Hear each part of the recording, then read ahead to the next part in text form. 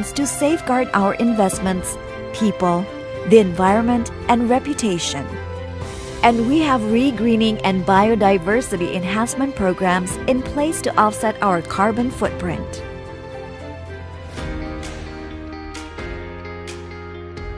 Sustainability is key, and so is growing together with the communities. Medco Energy realized from the start that we needed strong local human resources to develop our business. We seek and employ the best available talents in Indonesia and beyond, and provide inclusive, challenging, and rewarding career paths, work environments, training, and education programs. We were also aware from our beginning that we needed to be socially responsible where we operate. We provide help in education, healthcare, economic empowerment, and environmental protection. We are also not afraid to go the extra mile, helping to select better varieties of organic rice and even building a regional general hospital. Our efforts are monitored and evaluated by global consultants, helping us to adhere to international best practices of ESG and management standards. The world needs energy to grow, to build a better future for everyone. Medco Energy is at the forefront of the efforts of balancing the interests of all stakeholders and being a prominent player in Southeast Asia and beyond. We aim to be the energy company of choice.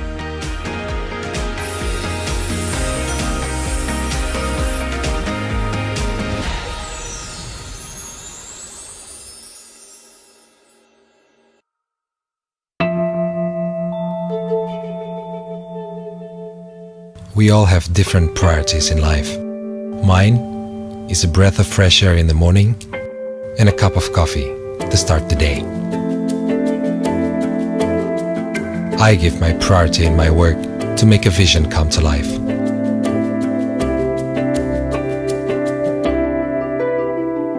I've traveled thousands of journeys. I realized that the world isn't just to be explored or enjoyed, but it's also to be preserved. My priority is to ensure that everything I've achieved continues to grow. And nobody understands my priorities better than myself and Bank Mandiri. Mandiri Prioritas. Understanding your priorities now and for the future.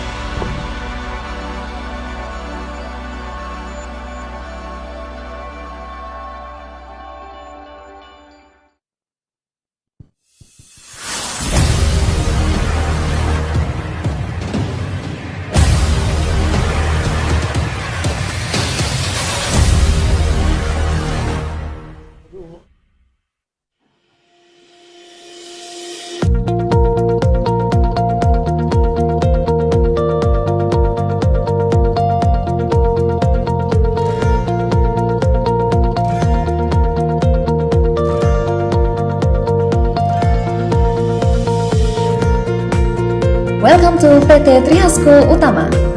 Trihasko Utama Group, a company established in 1978, offered a comprehensive range of inspection, certification, NDA, training, and engineering services for various industrial sectors such as oil and gas, petrochemical, and power generation fields.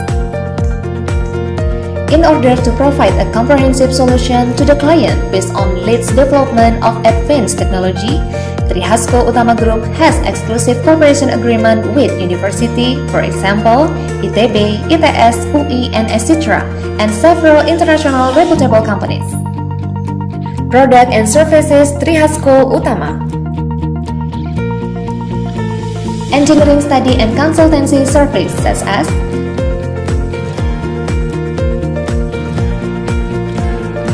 training such as inspection, certification, and recertification such as advanced NDE, non-destructive examination such as NDA services such as non-mandatory inspection such as other services such as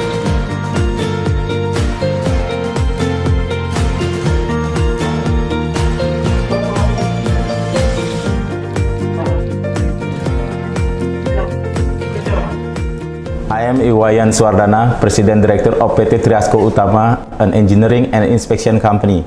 Our company focus in two major services, engineering for existing facilities and non-destructive testing, inspection and certification for oil and gas and industrial services.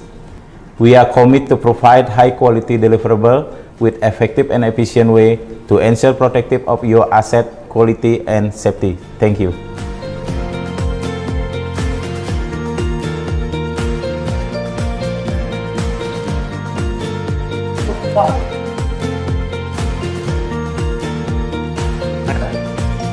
لذيذ شوف هنا وقف سيارته يتعمد الباب يوميا.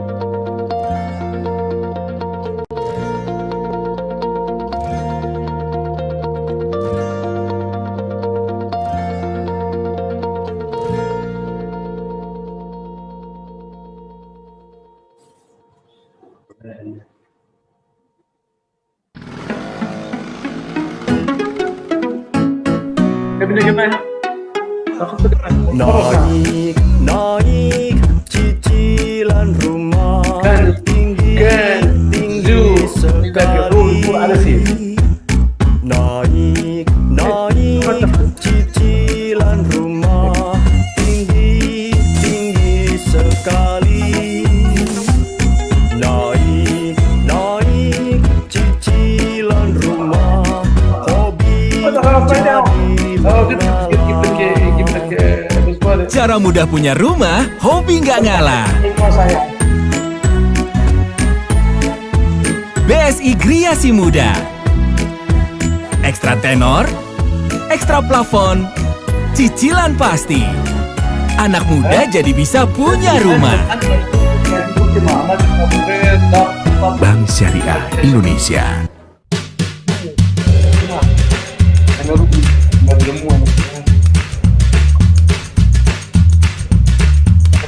daun besar dan maksimal tenang bukan dong baru dia ada apa saja main dokter نزل مرة ها أوه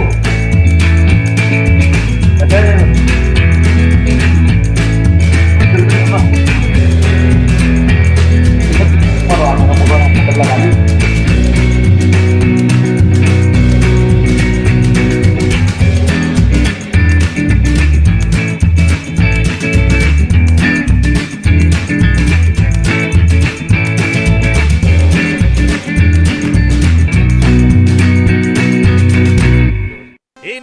Si tukang belanja online, dia sedang memburu jaket.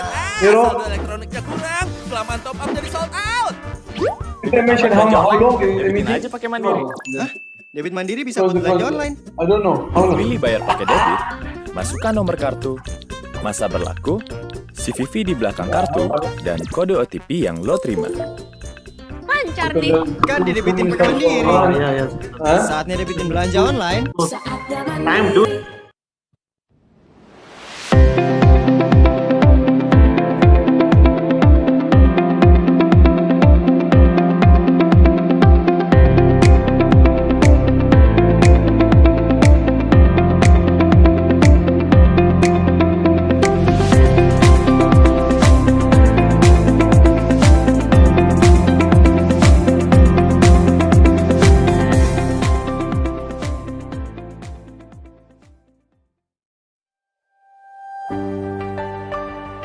The world needs energy, now, tomorrow, and in the years to come.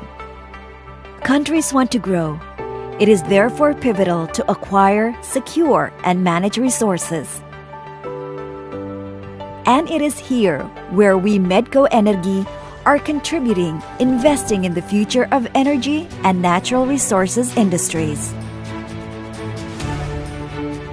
We are a large group of companies with strong multidisciplinary capabilities, trusted to own and operate large and complex assets, oil and gas, power generation, mining. Hailing from humble beginnings as a drilling contractor in 1980, we have been promoting growth for decades.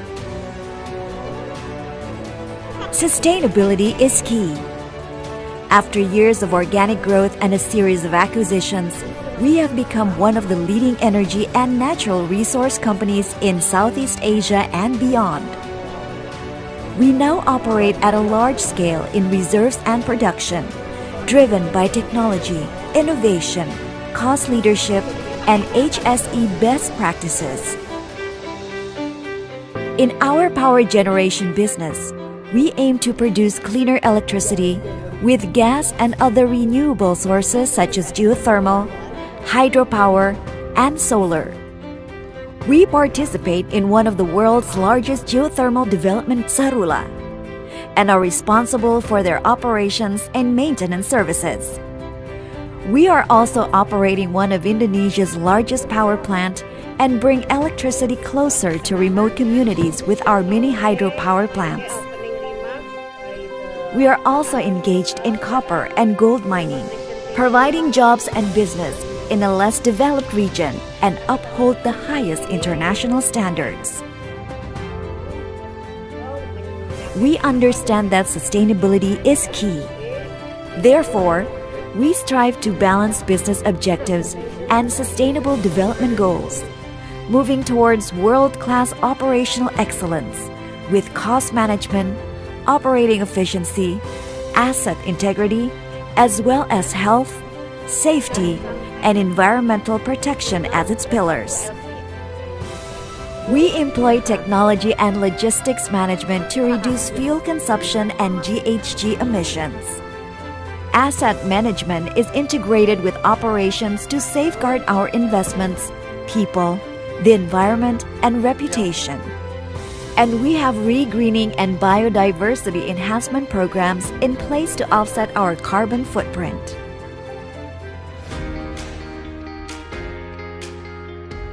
Sustainability is key, and so is growing together with the communities.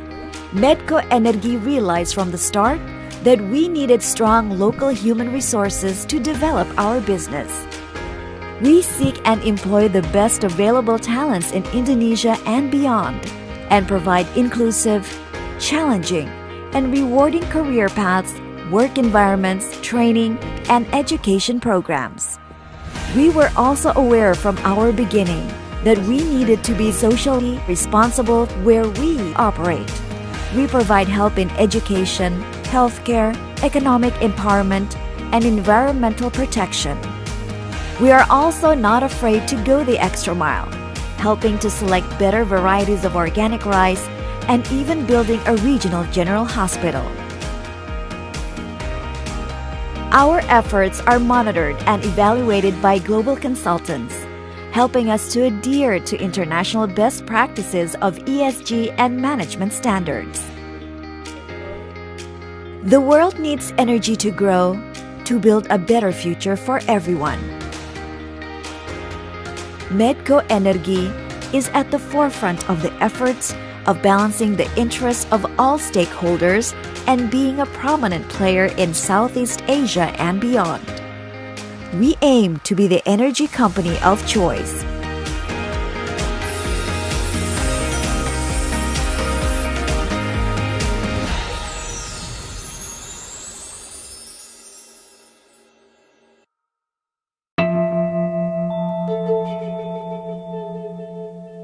We all have different priorities in life.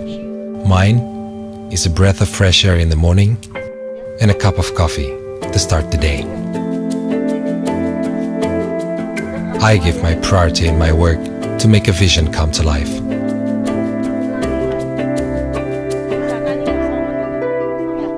I've traveled thousands of journeys. I realized that the world isn't just to be explored or enjoyed, but it's also to be preserved.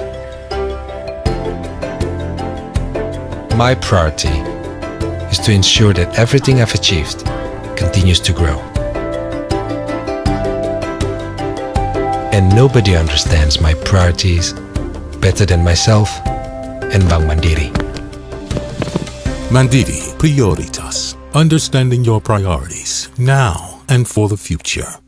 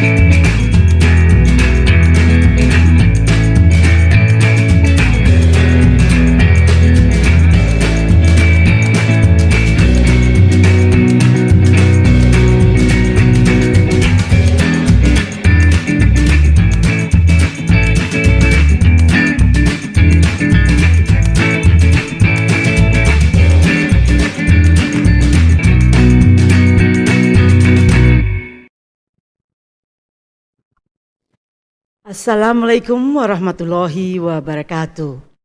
Peace and greeting to us all.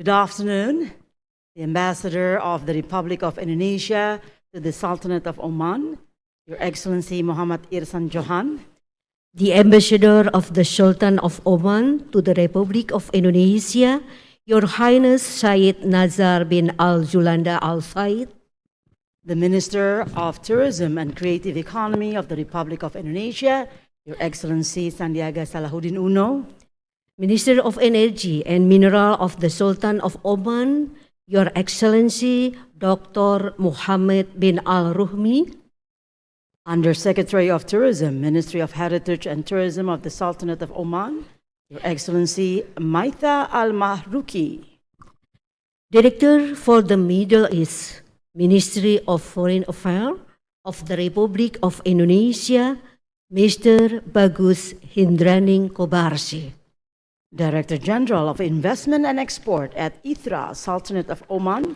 Your Excellency Nazima Al Balushi, Ministry of Investment of the Republic of Indonesia, Mr. Heldi Satria Putra, President Director of Medco Energi International Tbk, Mr. Hilmi Panigoro, and all our distinguished and participant, ladies and gentlemen.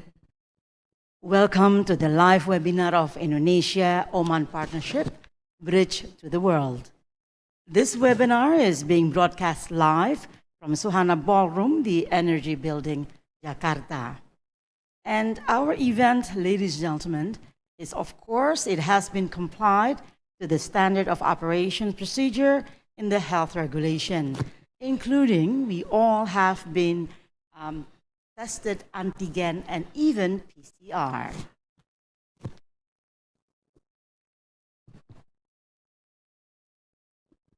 And ladies and gentlemen, your moderators for today's event, please allow us to introduce myself.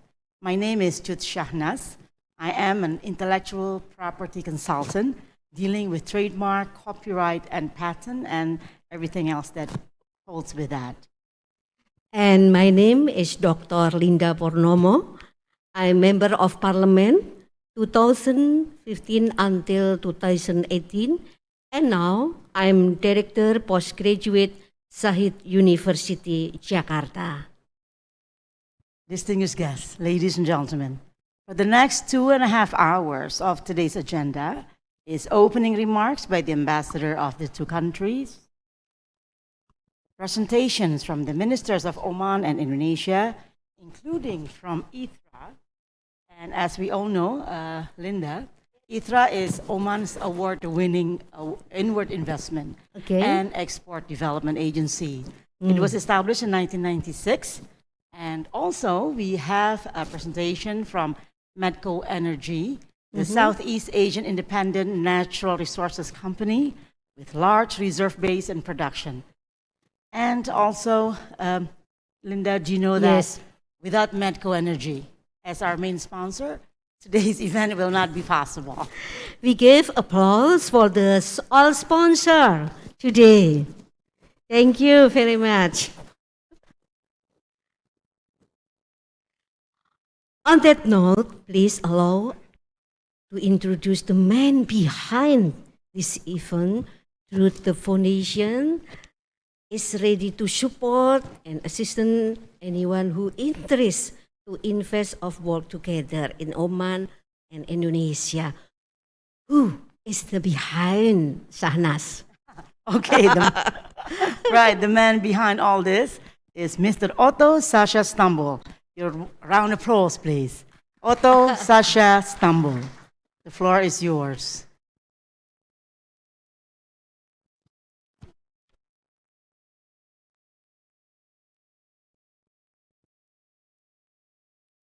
Oh, by the way, Mr. Otto Sasha Stambul is also the chairman of Gapura Pesona Foundation. Yes?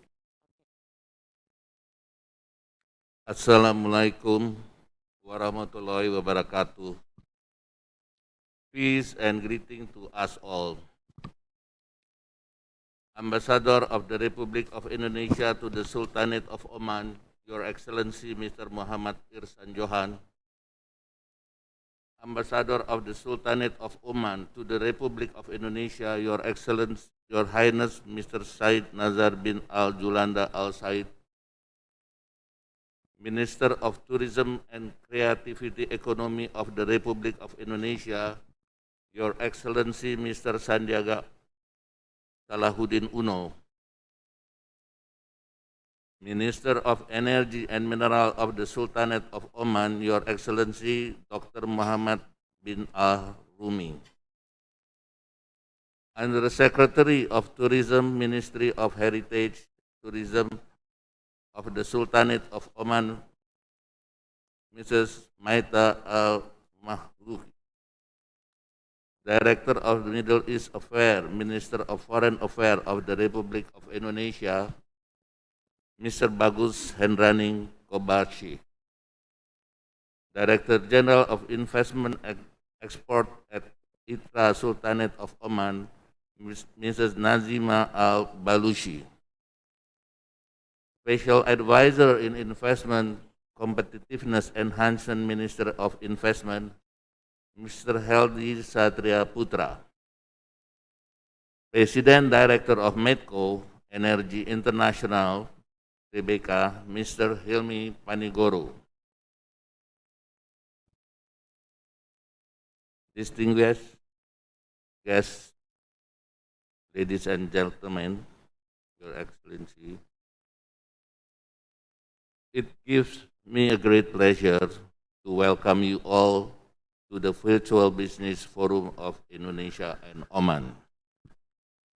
This event is held in conjunction with the 43 years of commemoration of the relationship between Indonesia and Oman, and to enhance the relationship between the two countries. We have the pleasure to inform you that the participants of this webinar varies from government officials to diplomats, business people, entrepreneurs, and also students from both countries. We would like to extend a special welcome to our international guests.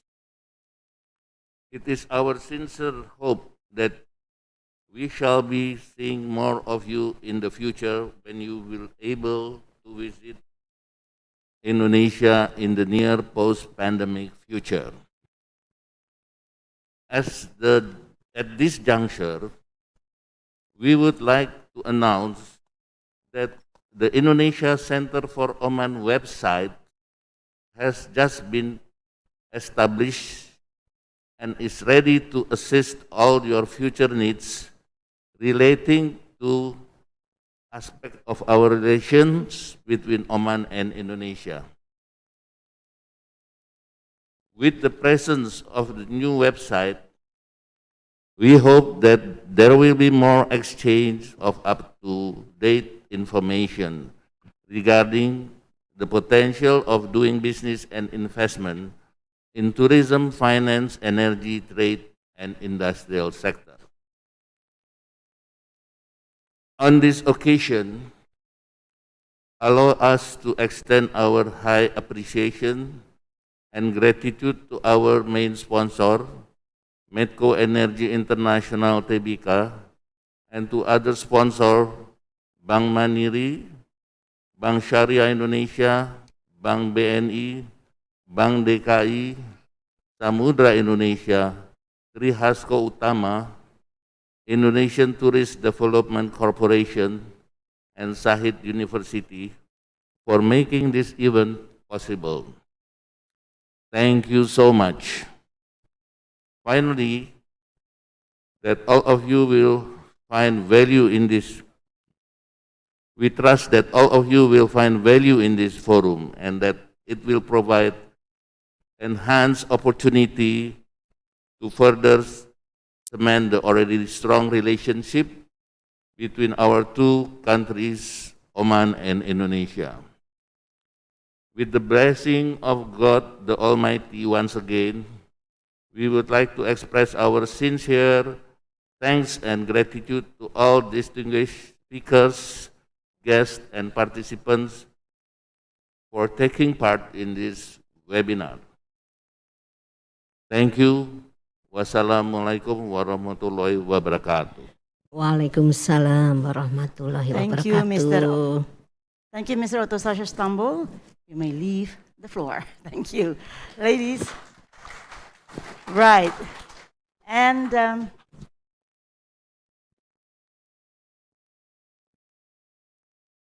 okay, so for the participants, now we have a newly established website.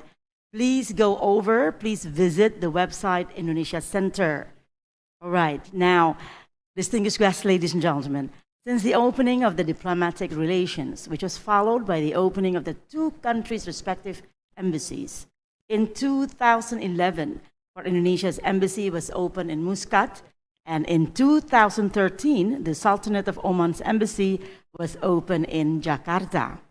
Bilateral relations, cooperation continue to flourish, and for that, to update the situation, we kindly invite His Excellency Muhammad Irzan Johan, Ambassador of the Republic Indonesia to the Sultanate of Oman, to convey the opening remark. Yes, are you there, Your Excellency? I see you're there. No, not yet. Are we connected to Oman yet?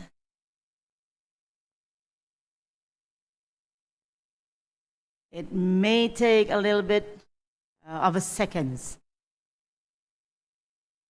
From Oman to Jakarta,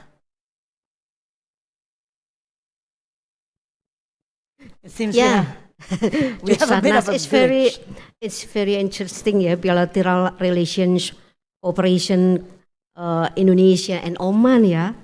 I think is very important to Indonesia. Yeah, it's been already like, what, 43 years, the cooperation between the two countries. And of course, today is we commemorate of that event.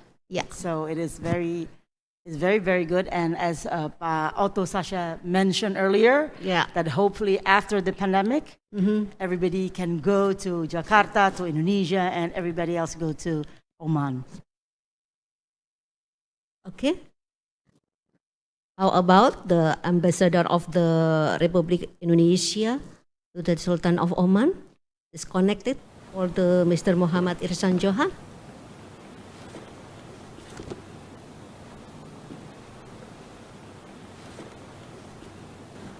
Yang kami hormati, His Excellency Sandiaga Salahuddin Uno, Minister of Tourism and Creative Economic of Indonesia, His Excellency Dr. Mohammed bin Hamad Al-Rumhi, Minister of Energy and Minerals, Sultanate of Oman,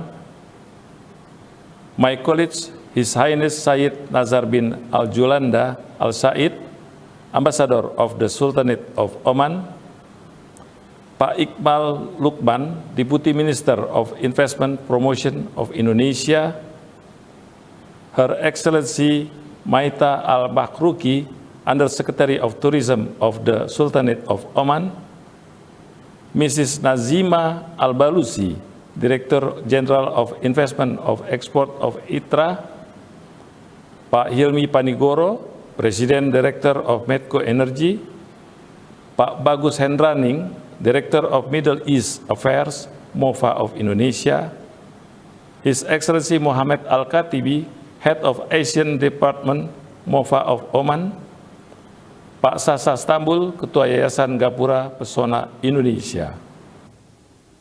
Ladies and gentlemen, today my heart is filled with happiness to see Indonesian and Omani ministers, officials, and businessmen gather in a forum, Indonesia-Oman Virtual Business Forum.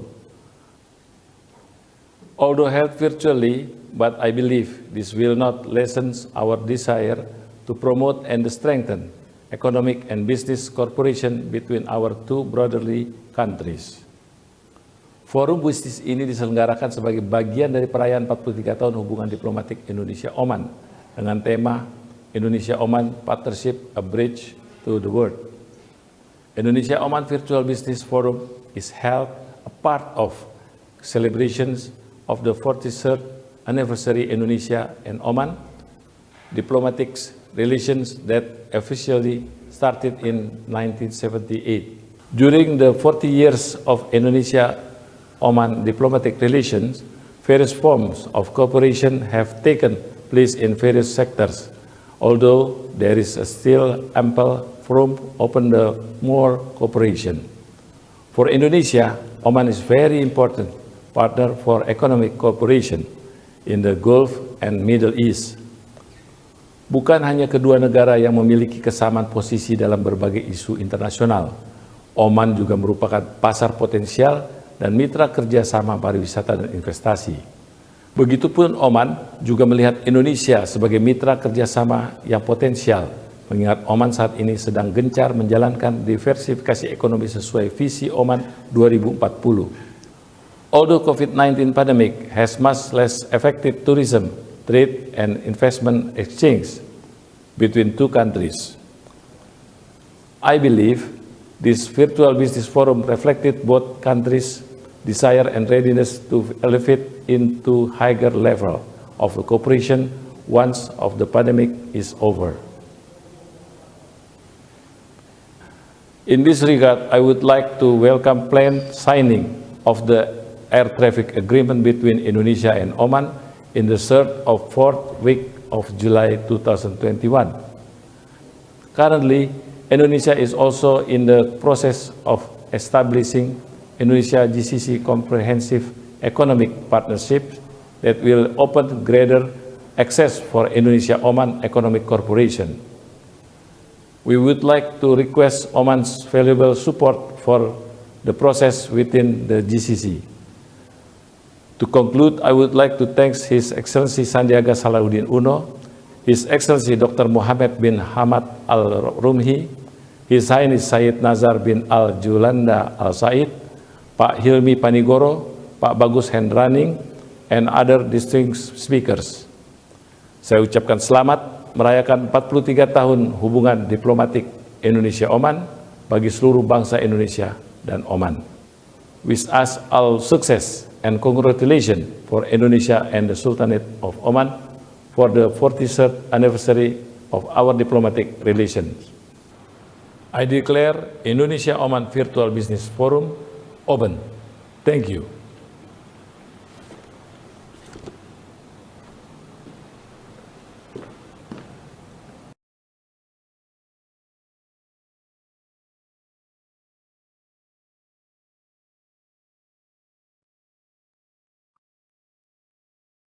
Alhamdulillah. Alhamdulillah, it is declared open, our webinar for today.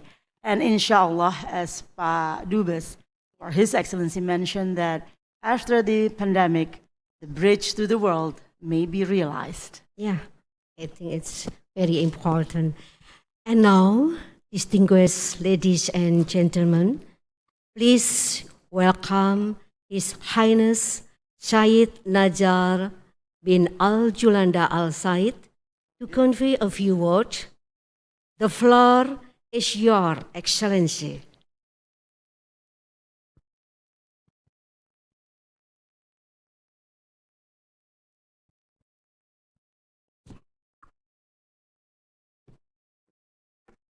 Good afternoon, Your Highness. Good afternoon, Dr. Yes, thank you.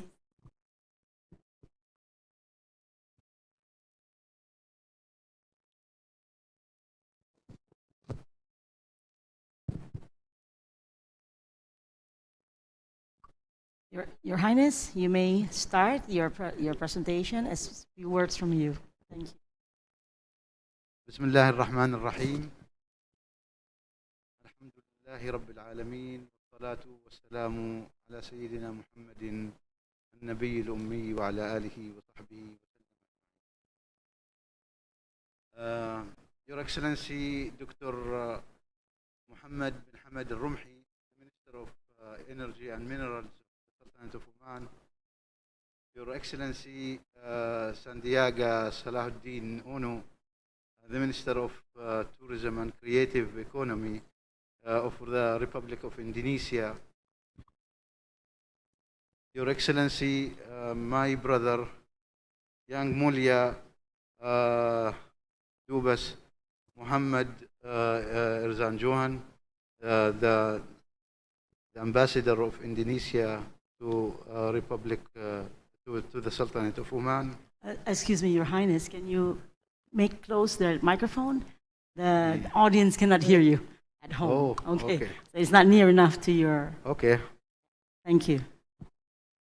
Your Excellencies, all guests, I want just to say Assalamu alaikum wa rahmatullahi wa barakatuh. Waalaikumsalam warahmatullahi wabarakatuh. Salam sejahtera kita pagi kita semua. أما بعد, I am delighted very much to welcome you and see you today at this business forum, which is aimed to elevate the understanding and cooperation between the Sultanate of Oman and the Republic of Indonesia. My great appreciation to His Excellency Papa Muhammad Irzan Johan of his sincere efforts to make this forum come into realization.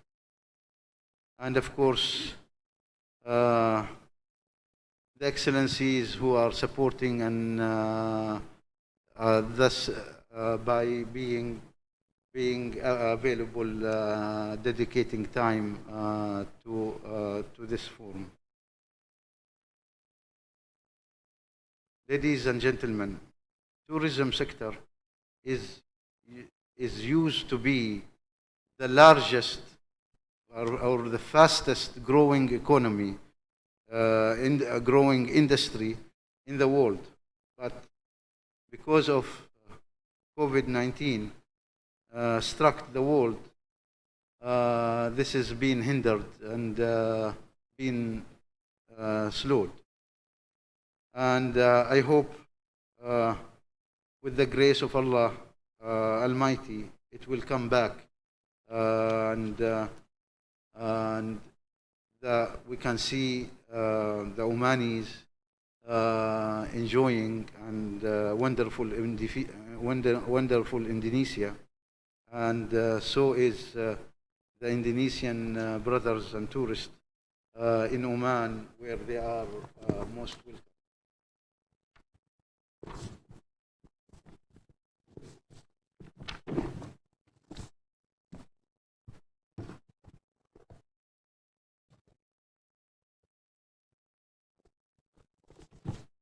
And of course, the energy section of this session is very important.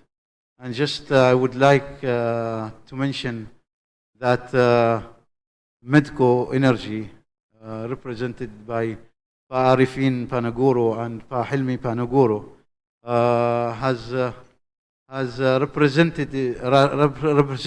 Indonesia as a great ambassadors in Sultanate of Oman, where they have been brave enough to invest in Oman and cooperations into that.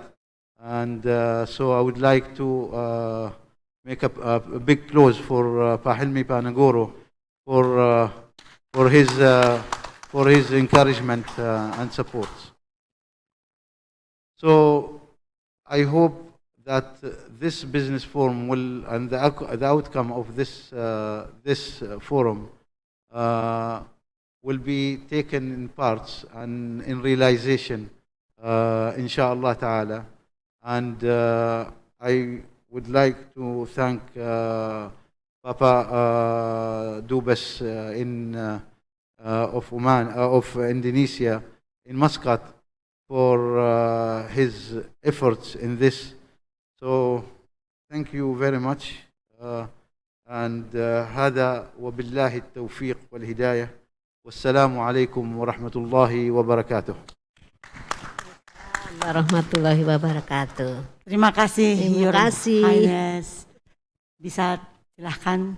Terima kasih sekali lagi. A round of applause, please, ladies and gentlemen, for our ambassador, Oman's ambassador to Indonesia. And inshallah, we will see many Oman people coming to Indonesia and see our wonderful Indonesia, and of course, vice versa. Ladies and gentlemen, next is our keynote speech from Her Excellency, the Minister of Foreign Affairs, Retno Marsudi, which is being represented by Mr. Bagus Hendraning Kobarsi, Director for the Middle East Affairs. Okay, Your Excellency, the floor is yours.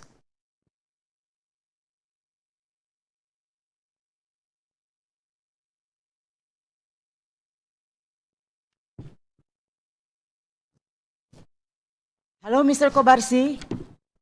Hello, Mr. Kobarsi. I think you are still muted. We cannot hear you from here. Yeah, Mr. Bagus Hendraning Kobarsi.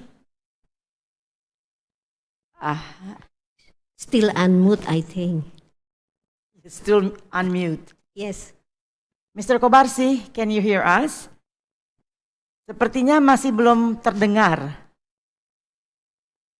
Mr. Kobarsi? Mr. Bagus Hendraning masih belum terdengar. Mohon di mute. Okay. Pak Bagus, belum terdengar Pak Bagus. I think unstable internet. From his side. Yes. Internet itu lebih bagus soal di sini. Oke, Mr. Kobarsi bisa. Ini kita kehilangan ya. No, I can hear you. Okay. Yes. It's connecting. Everybody can listen. Sure, we can hear you very well. Okay, Mr. Kobarsi. Hear me actually. Bisa mulai dari awal? Bisa dengar suara kita? Bisa, dengar sekali, dengar. Oke, kami persilahkan Bapak Kobarsi. Iya Bu, sebentar. Baik.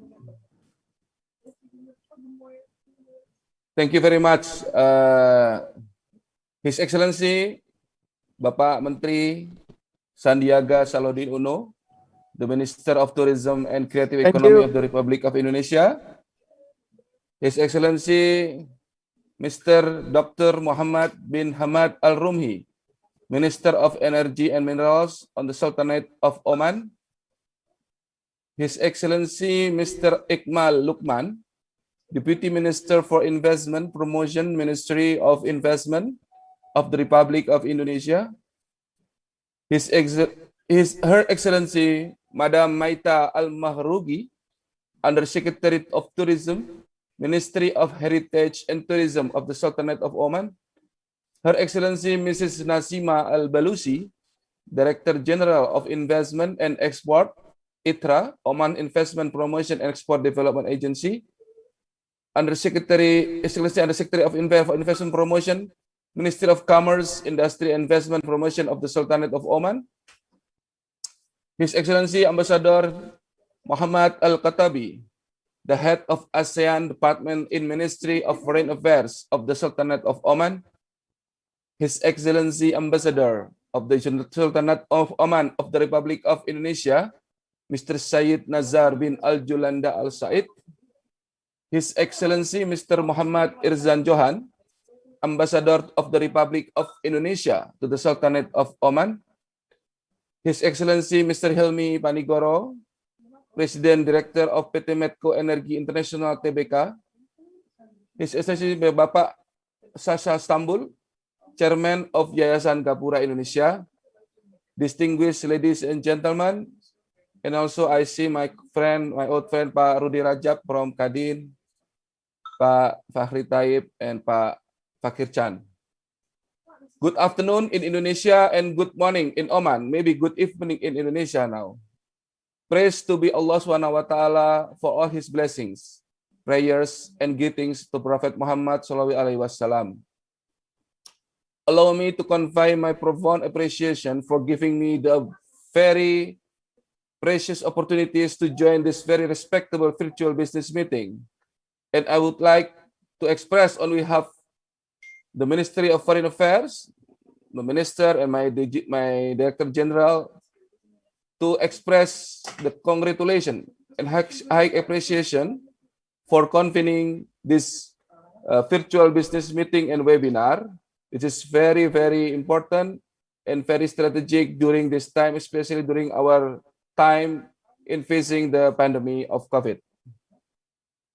Thanks to the hard work of the Indonesian Embassy in Oman, Oman Embassy in Jakarta, Medco Energy Company, PT Gapura Indonesia, and other related parties, Kadin, and other agencies who organized the remarkable and important webinar. This event, actually, according to my personal opinion, is an evidence of the strong existing cordial relationship between Indonesia and Oman to strengthen ties, cooperations, and friendship in a very dynamic world situations, especially amidst the very challenging time now to overcome the pandemic of COVID-19. Ladies and gentlemen, as well, all we observe diplomatic relations between Indonesia and Oman began on 1978, and after all over the trajectory of the past 43 years of the cooperation between the two countries in various fields have been going well, stable, and promising. This was proven, among others, by the existence of agreements in various fields, especially in the very, very umbrella agreement, like the Memorandum of Understanding between the Ministry of Foreign Affairs of the Republic of Indonesia and the Ministry of Foreign Affairs of the Sultanate of Oman on political consultation, signed in Jakarta, January 5, 2016, and also agreed minutes of bilateral political consultation signed in Jakarta, December 18, 2017. Meanwhile, allow me to give some very good picture and very promising picture that Indonesia-Oman trade value showed an increasing trend in 2016 until 2020, around 19.24%, but the trade value decreased in 2020, becoming 525.7 million US dollars compared to 2019. It is about 754.2 million US dollars. This, of course, we understand that this is due to the impact of the COVID-19 pandemic. In 2019, the trade value between the two countries was recorded at 754.2 million, or increase of around 185% compared to the trade value in 2016, which is reached 263.2 million US dollars. This is recorded by our BPS, Badan Pusat Statistik, Biro Pusat Statistik. In the investment sector, we can see that the outbound investment, which is initiated and pioneered by PT Medco Energy International, was engaged in oil exploration and mining.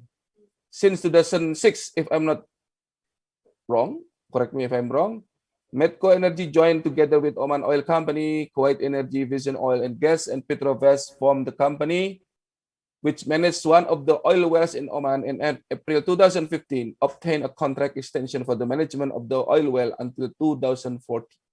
This is a very lucrative performance, and we do hope that it will be followed by another business sectors. In bond investment, in 2016, there is an Omani company, Bayak Oil Field Services, established a company under the name of PT Indogul Arto International, oil and gas service sector in Jakarta. It's the value is around 1 million US dollars. And around 2017, there is Al-Attaiba International with agreement with Al Madinah Real Estate and PT Umar Kifa Realty to build an apartment and commercial in Chilanda worth around 60 million US dollars. And this is 2020. This is signing of the cooperation agreement between PT Awadah Prima Investa with emerging technology company Oman Etco to form a joint venture which is valued $2 million each that will engage in services at advanced technology development. This is according our record and database. Maybe there is another update. I'm very happy to receive any update and improvement. In the tourism, cooperation in the field of tourism between Indonesia and Oman has not yet been formalized, even in the form of an MOU. This is something we are looking for. But the flow of tourists from the two countries continues to increase, especially since the opening of the direct flight Oman Air, Jakarta Muscat, Jakarta route. With this, the direct flight route, Oman has become one of the target countries for foreign tourists for Indonesia. As for Oman itself, Indonesia, I'm sure, is one of the best and the favorite destinations. According to our observation, that Omani tourists visiting Indonesia continue to grow rapidly from 2000. Allow me to give some detail here. 2015, there are 4,616 persons. 2016, increasing become 12,423 persons. 2017, it increased again, becoming 16,566 persons. 2018, it is the top, 26,376 persons. 2019, little bit decrease, 10,029 persons. In 2020 is, of course, we have to face the same problem, 3,612 persons. So there is a very rapid increase during 2017 to 2018. We count until 84.2%. This is a very promising. This is a very bright future, and I think it is not reflect the real potential. And this is like my Ambassador Johan explained before. There's still an ample room to improve and increase all the possibility of the cooperation, especially in trade, economics, and investment. The webinar is intended as a forum to share some worthy perspectives and experience, especially in the framework of economics, cooperation, trade, and investment. In order to strengthen economic cooperation with Oman and the GCC countries, Indonesia is currently ongoing process of forming the Indonesia-GCC Comprehensive Economic Partnership Agreement. In this context, Indonesia is deeply and seriously needs the support from the government of Oman. The government of Oman can take advantage of the quality of Indonesian product to meet in the various needs of Oman. And also we need to materializing the robust relations between Indonesia and Oman by enhancing practical cooperations in the field of economics, cooperations, trade, and investment. Also, we have to increase investment cooperation between the two countries in order to support the development of the two countries. We welcoming the plan of the signing the Indonesia-Oman air traffic agreement in July 2021, hoping that the signing of the agreement can facilitate increased cooperations between the two countries in the field of air transportations. And the last is promoting the tourism cooperation based on the friendly and long-standing relations between the people of Oman and the people of Indonesia, which has been built since many, many years ago. Ladies and gentlemen, once again, to conclude my remarks, I thank you for the support and willingness of the speakers and the participants, both from Indonesia and from Oman. And we see that the level of the participant shows the seriousness and the strong intention of our government, our people, to enhance the cooperation between our countries. In the end, I wish you a happy and very productive discussion. Thank you. Have a nice morning in Oman and have a nice evening in Jakarta. Hopefully, we can reach the best outcome. Stay healthy, stay strong, and stay united. Wassalamualaikum warahmatullahi wabarakatuh. Thank you very much. Tuh. Thank you, Mr. Kobarsi. Terima kasih sekali lagi. And we will have a vigorous, a very fun discussion for today because we have twice a Q&A session. So please bear with us. Participants online and offline, we will have a great discussion. Yes. Yeah, okay. thank you, Sahnas. Ladies and gentlemen, prior to our Q&A session, we kindly invite His Excellency Sandiaga Salahuddin Uno, Minister of Tourism and Creative Economy of the Republic Indonesia, to convey a few minutes presentation. Your Excellency, Mr. Sandiaga Salahuddin Uno.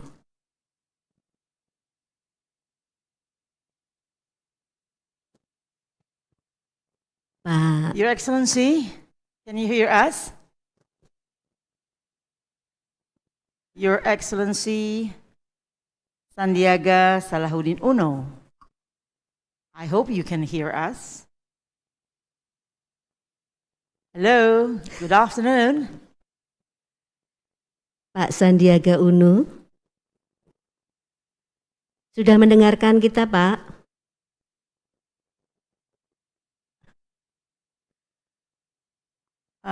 We can see your picture with your lovely wife. But can you turn on, please, the... Hello, Bapak Menteri. Hello, excuse me. Excuse me. Yes.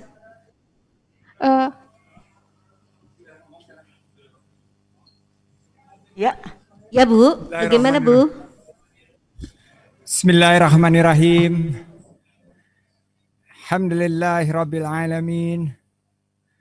Wassalatu wassalamu ala asrafil anbiya'i wa mursalin wa ala alihi wa sahbihi ajmain. Amma ba'd. His Excellency Hilmi Panigoro, my boss from Medco. We used to invest together. His Excellency Muhammad Irzan Johan, Ambassador of the Republic of Indonesia to the Sultanate of Oman. His Highness Said Nazar bin Al-Julanda Al-Said, Ambassador of the Sultanate of Oman to the Republic of Indonesia. His Excellency Dr. Muhammad bin Hamad Al-Rumhi, Minister of Energy and Minerals of the Sultanate of Oman. Her Excellency Maita Al-Makhrouki, Undersecretary of Tourism, Ministry of Heritage and Tourism, Sultanate of Oman. Mr. Iqmal Lukman, Deputy Minister for Investment Promotion. Mrs. Nasima Al-Balusi, Director General of Investment and Exports. Pak Bagus Hendraning Kobayarsi, Director of Middle East Affairs, MFA, Republic of Indonesia, and my colleague Pak Iman Pak Jubilar and staff of Bilateral Cooperations. It is a big honor for me to greet you from the beautiful Regency of Pangkajene Kepulauan in South Sulawesi Province in the eastern part of Indonesia. Honorable Ministers, Excellencies, ladies and gentlemen, thank you very much. And let me start my remarks with praises to the Almighty Allah Subhanahu wa Ta'ala for His blessing that we can be present virtually in webinar Indonesian-Oman Partnership, a bridge to the world in commemorations of 43 years of Indonesia and Oman relationship. I wish to extend my great appreciations to the Embassy of the Republic of Indonesia, to the Sultanate of Oman, together with Yayasan Pesona Indonesia, for convening this webinar and for inviting me to participate and to share about the tourism and creative economy in Indonesia. Also to my good friend Siddhartha Stambul, who invited me personally. Also, Let me say salawat to Rasulullah sallallahu alaihi wasallam. Allahumma salli ala Sayyidina Muhammad wa ala ali Sayyidina Muhammad. May peace be upon him. On these good occasions, I will share some pointers about the overview of tourism and creative economy in Indonesia. I have prepared presentations, and the team can share the presentations on the tourism and creative economy in Indonesia's recovery plan, 3 main pillars, and also I will close with some video of wonderful Indonesia. Firstly, I would like to talk about pre-pandemic situations in Indonesia tourism and creative economy in numbers. We had good years in 2019, which was part of a good lead from 2015, reaching almost 17 billion US dollars. We're number 2 after oil and gas as contributor of the national foreign exchange. Our contributions to GDP also in creations 34 million jobs within the tourism and creative economy. And creative economy is a very promising sectors where it grows significantly, and we have been able to contribute in number 3 of the world in terms of percentage of GDP per capita from the contributions of the sector.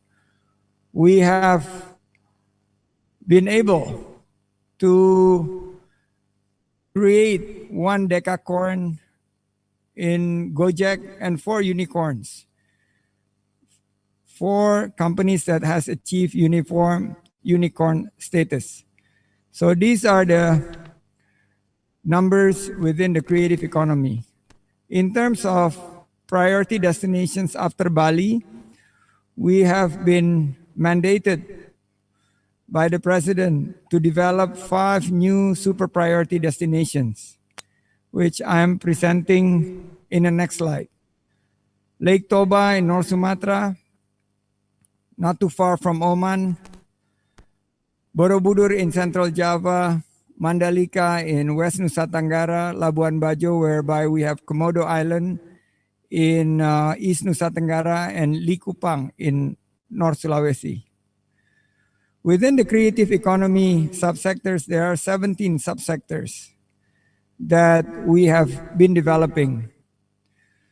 In this slide, I want to highlight some of the creative economy sectors, which focusing more on the development of the culinary, fashion, and craft.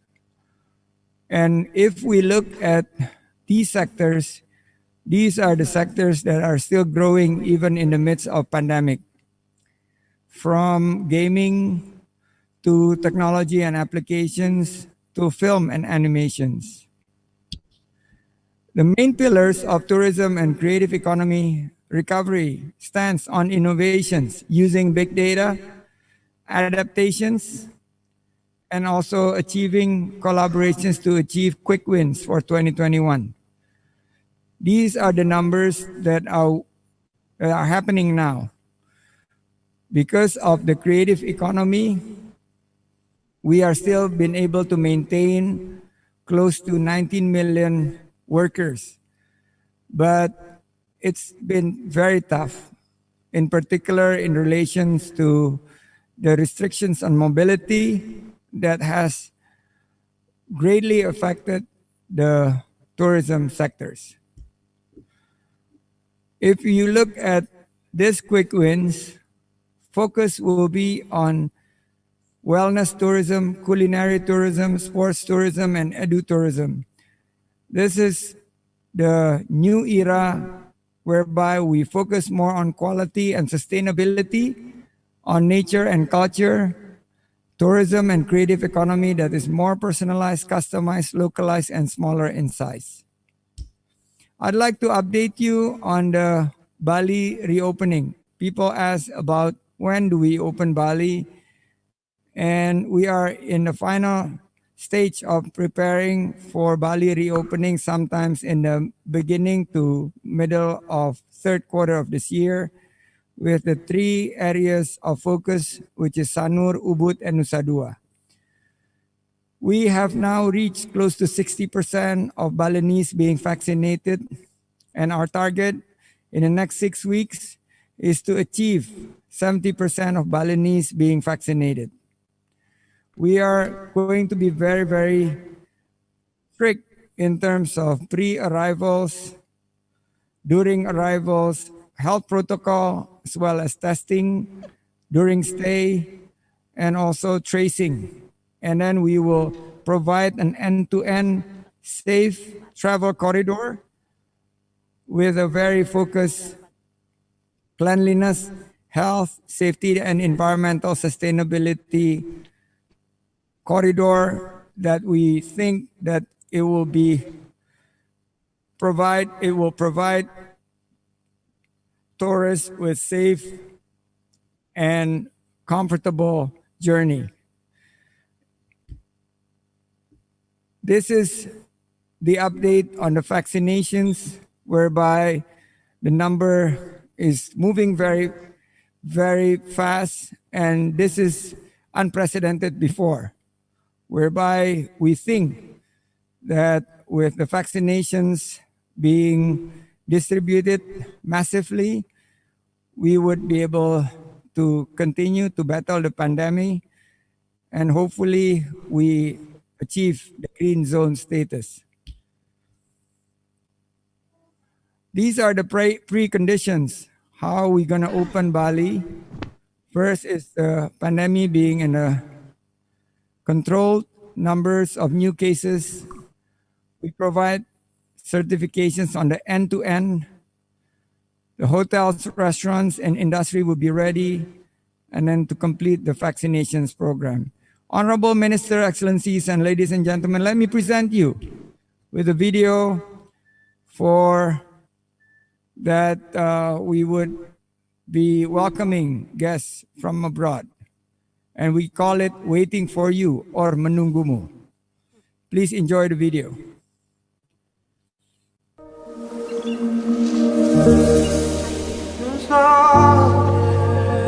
Tak beranjak, kami menunggumu.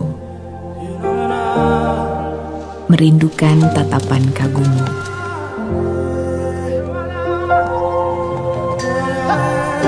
Membayangkan ramai tepuk tanganmu dan menantikan kedatanganmu. Kami di sini untukmu. Bersama mereka yang ingin mengisi harimu.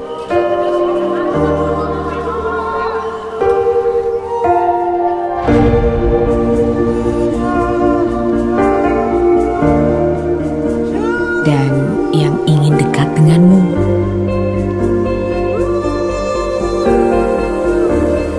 Semangat kami masih tersimpan.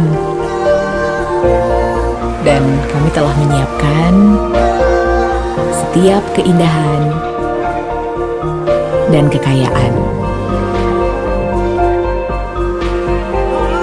Senyuman dan isi hati kami ingin segera tersampaikan. Keajaiban kami, cerita-cerita kami,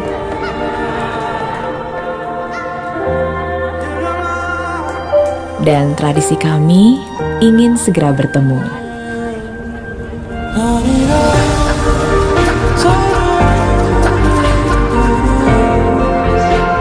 Kami tahu kamu pun ingin cepat kembali. Karenanya, kami selalu menjaga tempat ini. Sampai nanti kamu kembali dengan rasa tenang, kami tunggu di sini, di Indonesia aja. Thank you. A warm round of applause, please. That was quite a wonderful presentation. Yes, Your Excellency, I believe that you will be leaving soon. So the question and answer, the Q&A session will be conducted by, or represented by Mr. Imam, correct? Correct. Thank you very much for having me in this webinar. I firmly believe that this will be a very good platform and avenue for all of us to exchange our views related to tourism and creative economy and how we do improve bilateral relationship between the Sultanate of Oman and the Republic of Indonesia.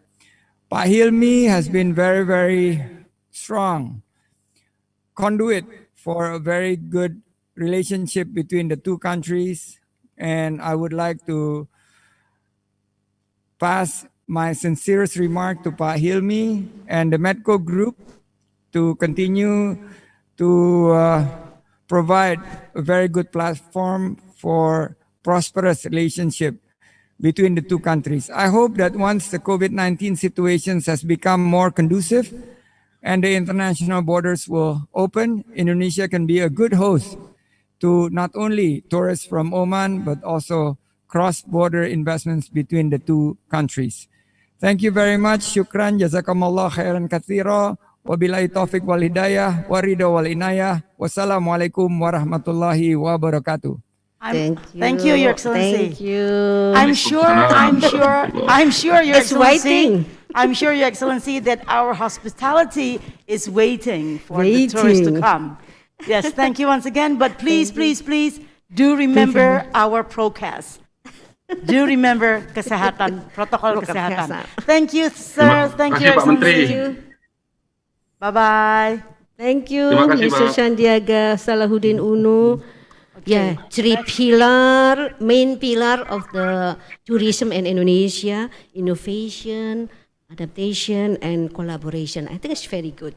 Or to increase. Also, that's why we are waiting. Okay, Yes. that's a good theme, right? It's waiting. Okay, distinguished guests, ladies and gentlemen, our next presentation is from the Ministry of Heritage and Tourism of the Sultanate of Oman, represented by Her Excellency Maitha Al-Mahrouki. The floor is yours, Your Excellency. Thank you very much. God, I'm in the mood of traveling now. Assalamu alaikum wa rahmatullahi wa barakatuh. Just to test, can you hear me? Waalaikumsalam warahmatullahi wabarakatuh.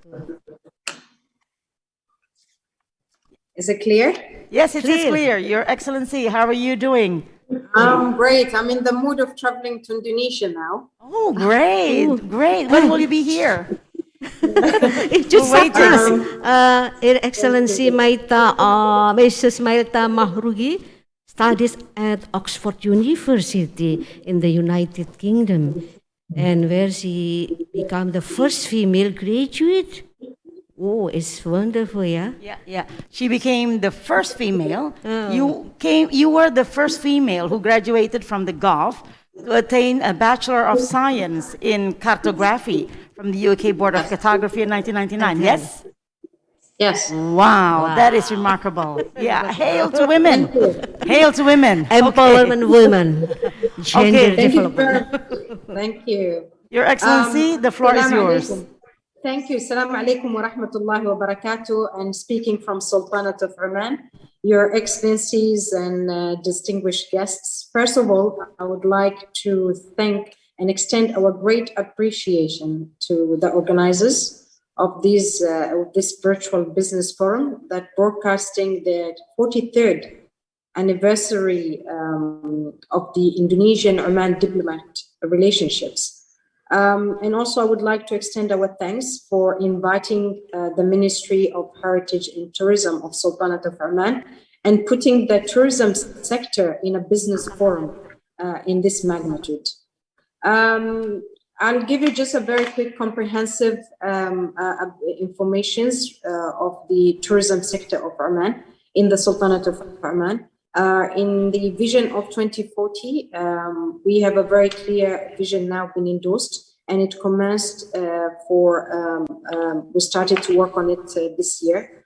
And the tourism sector is listed as one of the priority sectors for the economy diversification and enhancing the country gross domestic product, which is GDP. Also, to the Oman tourism strategy, which we have finalized and endorsed for 2040, a roadmap for tourism sector. This sector is targeted to achieve a minimum of 10% of our GDP and creating more than 500,000 direct and indirect jobs and supporting more than 65,000 hotel rooms. In 2019, the tourism sector in Oman as well was, we had a really good growth in a couple of years, and the numbers where we have the statistic of 2019, our sector contributed to 2.5 to our GDP, and the employment revenues was around 157,000 employees in our sector. In addition to that, in 2020, actually, we seen a massive growth in the key room numbers, which grew about 2.5%. And the reason was because of the massive projects which we have started the last few years, and we had to reopen them in 2020. Of course, 2020, I think we all know the pandemic and the COVID-19 have affected many industries, and the tourism sector, as my colleague in Indonesia have mentioned, His Excellency, we all seen this impact, and we had to take, all of us, precautionary measures locally and regionally and internationally. And this has definitely have impacted the travel volume to and from Sultanate of Oman. And just to give you that impact, in 2019, we had actually over 3.5 million visitors, tourists into Sultanate of Oman. But in 2020, due to the pandemic and the reduction of the flights, we dropped to almost 890,000 travelers. And this is, I think, is a measures been taken globally. And to review all that, the Sultanate of Oman and the Ministry of Heritage and Tourism, we had to create a very clear, and we developed a recovery plan to support the tourism sector and to sustain the economical impact related to the COVID-19. And the plan focused on 6 pillars, and these were the pillars which we have worked together with all our stakeholders, and mainly it focused on the safety protocols in our sector, sustainability of the human resources, because as we all know, the impact of the COVID-19, we had a lot of challenges in creating new jobs and to sustain our employment. So one of our major focus was for recovery plans is to ensure we have a very sustainable growth as our plan for the strategy we had. And then supporting the local communities and developing tourism programs and packages for the sector and stakeholders. And enhancing the tourism communication and promotions and supporting the tourism investment. And to say all that, we have worked very collectively with different stakeholders to ensure the impact in investment and the current projects in the Sultanate of Oman are sustained and have the minimal impact. And therefore, the government came with a basket of incentives. We had a different incentives for our sector and been provided until end of 2022. In the other hand, the tourism strategy, which I mentioned, was endorsed by the government, being the sector one of the diversifications economies, and as a sector to contribute for job creation. We created a master plan of 5 regions, and we developed this master plan to define the tourism towards to our objective for the 2040. And we had a number of investment already on the pipeline. The ministry also prepared a very comprehensive and endorsed with the execution plan for the coming 2021 from this year to our actually a financial 5 years plan up to 2025. We executed more than 170, been approved 170 projects and initiatives. And these mainly, they're focusing on main 6 areas. The governance and capacity building, we have 11 in Oman, governorates, and to support these governance developments and to ensure we have a sustainable growth, we have created different projects and initiatives, and then planning for investments, quality and sustainability. This is our main focus, to look into the sustainability and also the ecosystem to be created for these developments. Experiences, we're very happy to say that Oman is an experiential destination, and our slogan, like beauty has an address, and usually we say we created a number of experiences to do with the culture, the heritage, the maritime, the nature, the mountain, and this is all being created to enhance on the tourism sector and the heritage and the culture, but including that in the growth of our youth and ensuring we have sustainable job creation and creativity in these areas. Also the promotion, we're going to start the campaign that Oman is ready to embark the globe and to welcome tourists again. As we all know, we had to put all these measures, and we are very happy, like the vaccination at the moment while speaking, we commenced the national vaccination campaign, where we have now over almost 40% of our locals, for the nationals and the locals and the residents in Oman, been vaccinated. Most of public workers have been vaccinated, and I'm happy to say that tourism sector and the employees in the tourism sector were given in the priority list for vaccination. And at the moment, like last week, we had most of the tourism sector's employees and workers been vaccinated.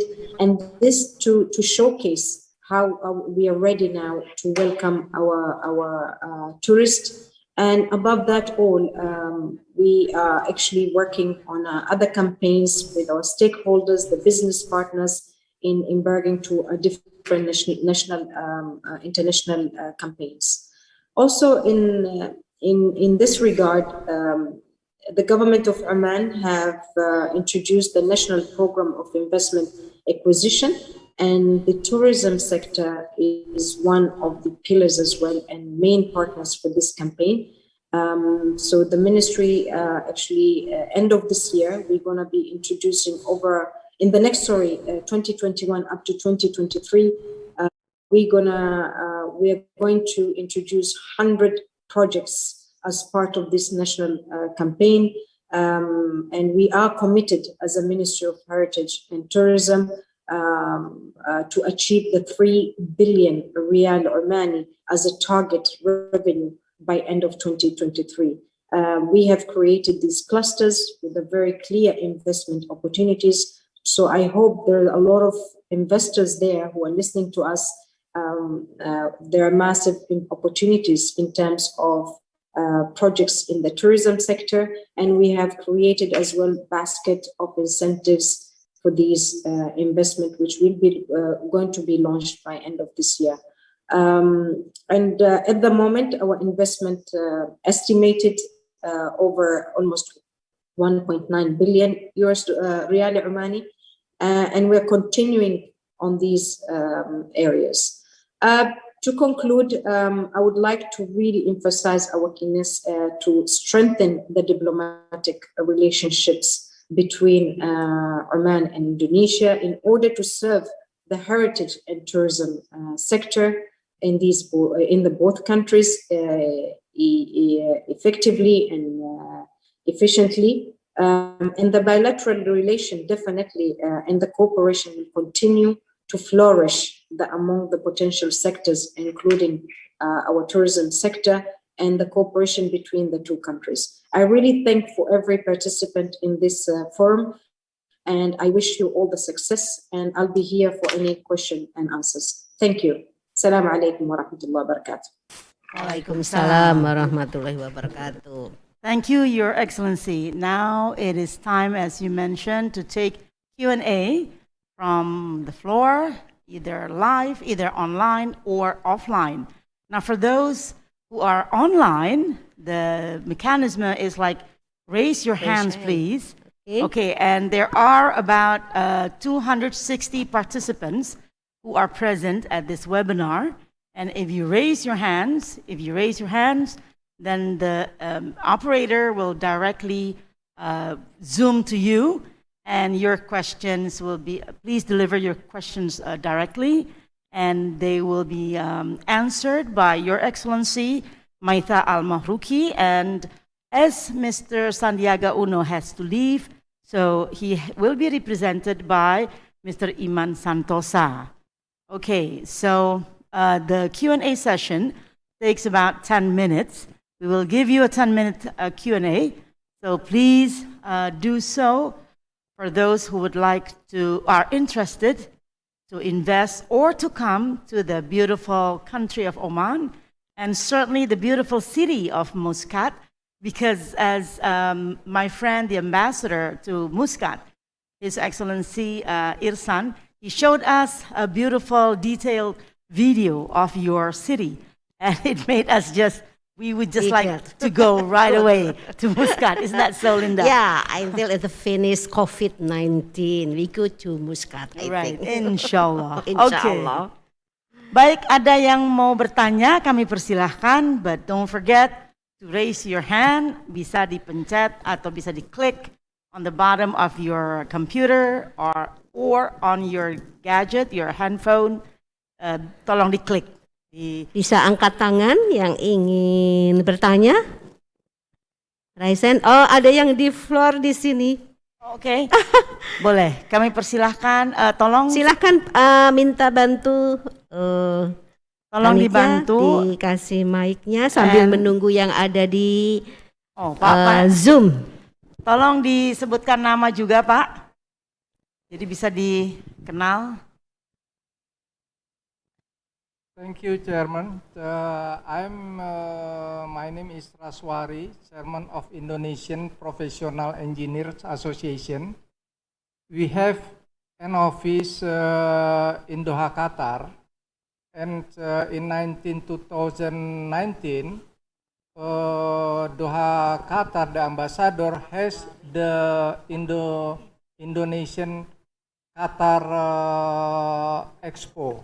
And I hope His Excellency, my best friend, the ambassador in Muscat, also do that sometimes next year for the Indonesian Oman Expo. And then my questions, what the Oman need for the technical services, like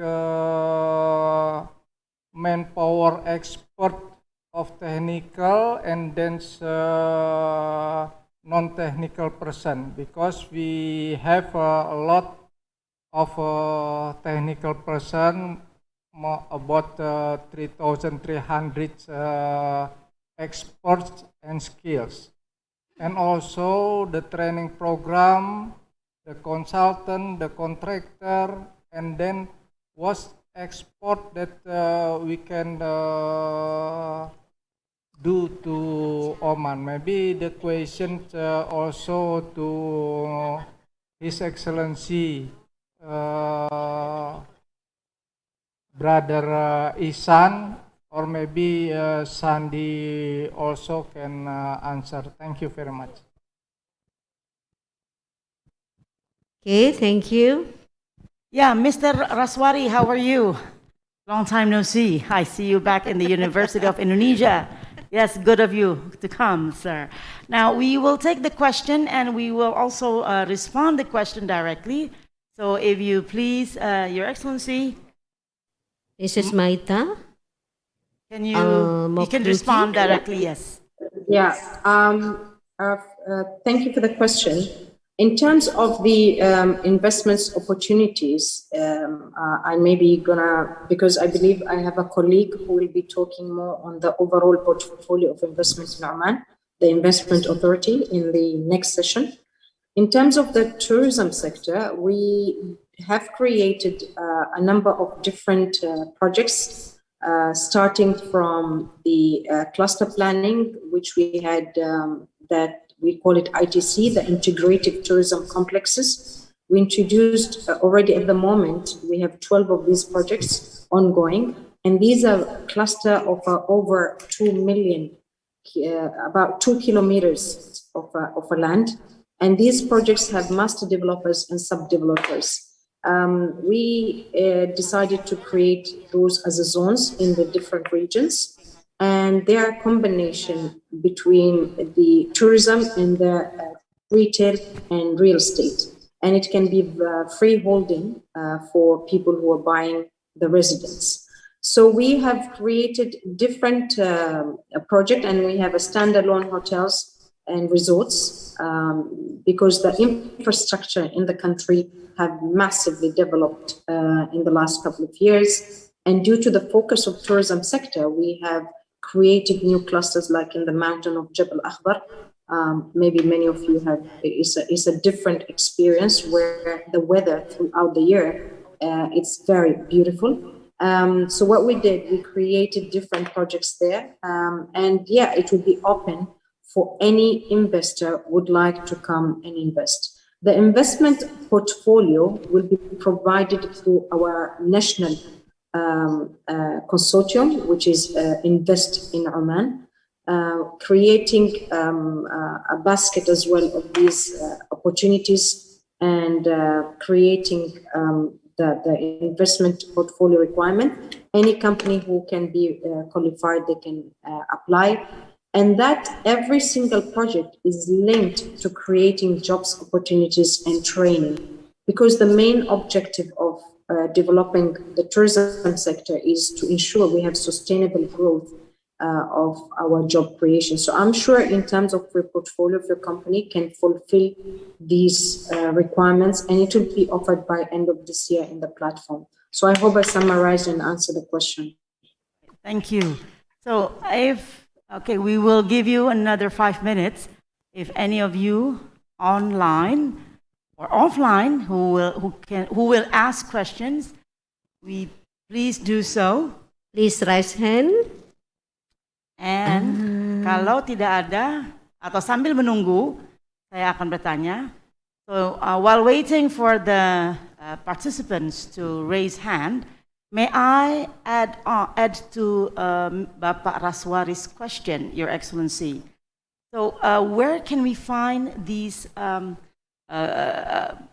job available? Is it or requirements?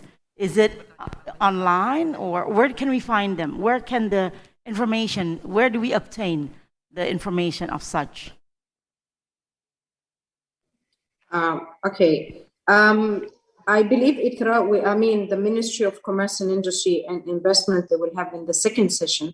And this is where we have created as a national program with the current restructuring of the government, a unit where we have the Undersecretary, my colleague, Her Excellency Asila, and I think her Director General will be one of the participant speakers, where they will showcase the platform where the whole, all the developments projects which required from this year onwards under that consortium, which is Visit in Oman. And I believe she will present it there with the web link. We're at the moment on the profile of process of uploading those investment opportunities. However, by visiting www.omantourism.gov, you can also find information and requirement of investors. And we're not talking only investments in resorts, in hotels, but activities as well.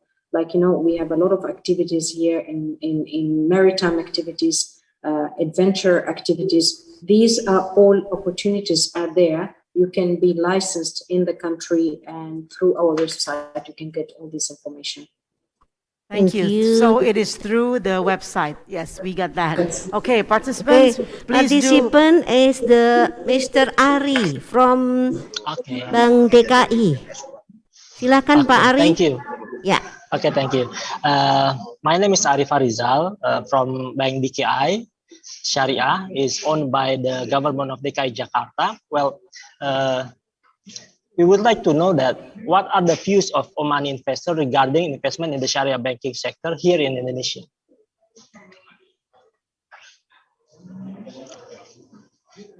Pak, bisa tolong diulang pertanyaannya? Okay. What are the views of Omani investors regarding investment in the Sharia banking sector here in Indonesia?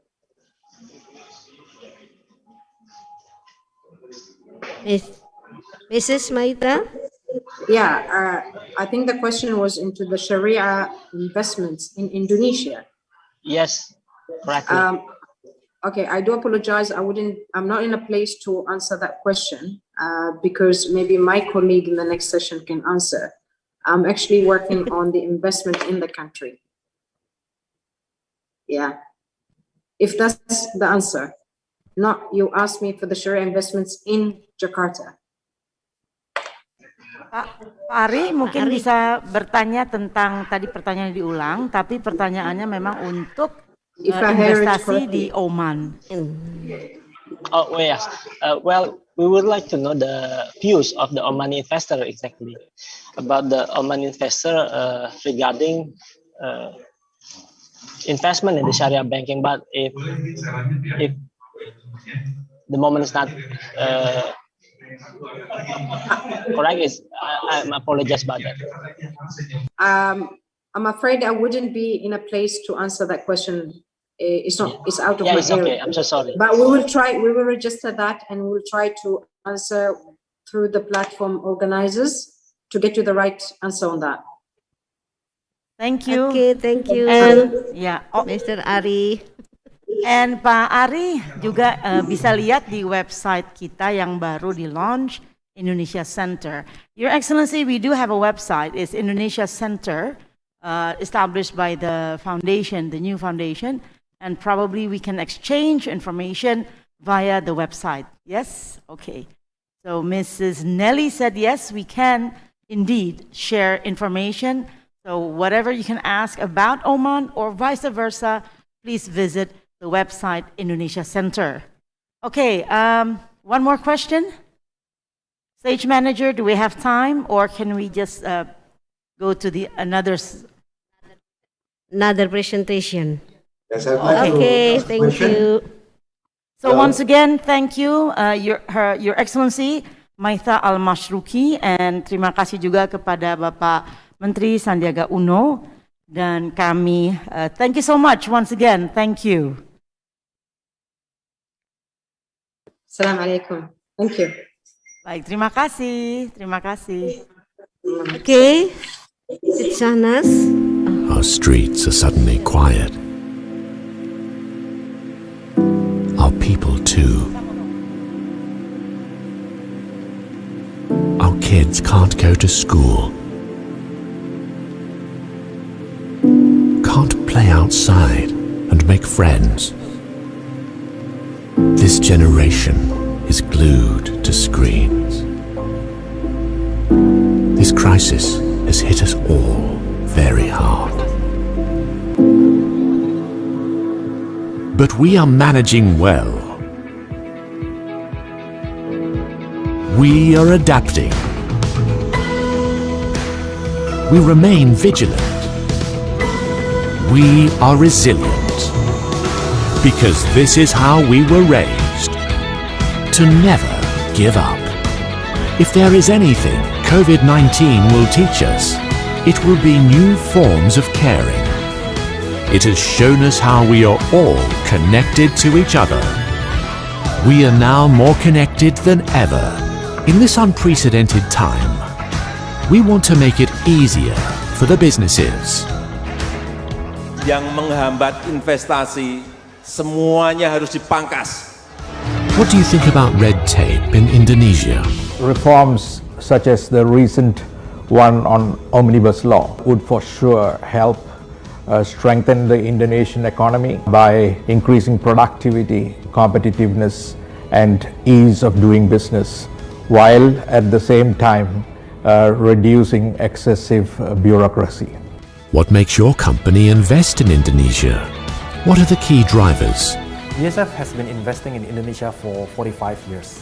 Indonesia has the important qualities for business to thrive: dynamic market, fast developing customer needs, and overall energy and optimism that propels the country forward. huge market and they see the abundance of resources, natural resources, mineral resources, but also human resources. If you have a suggestion for the government of Indonesia on how to improve the investment climate, what would that be? In general, we are looking for an investment climate with less complexity in law, low certainty, as well as coordination and collaboration among government institutions and bodies.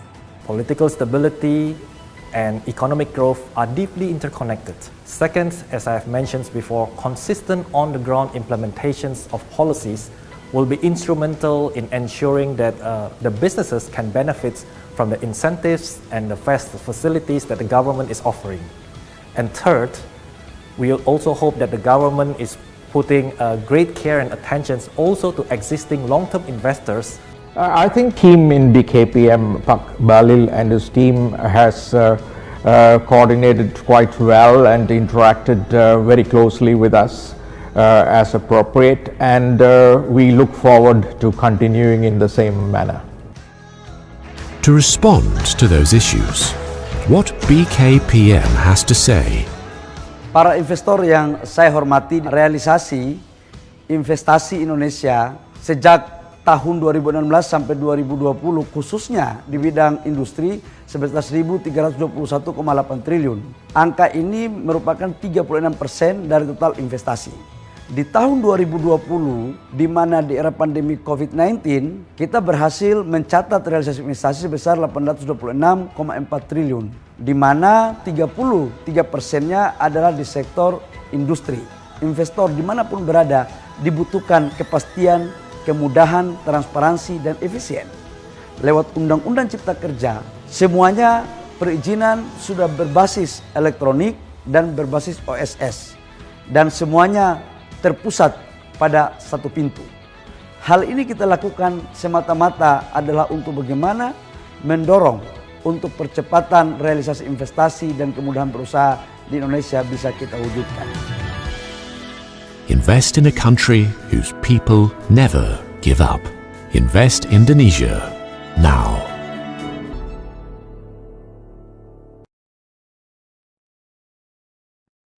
Okay, thank you. Now, ladies and gentlemen, our next presentation, we kindly invite representing the Minister of Investment of the Republic of Indonesia, Mr.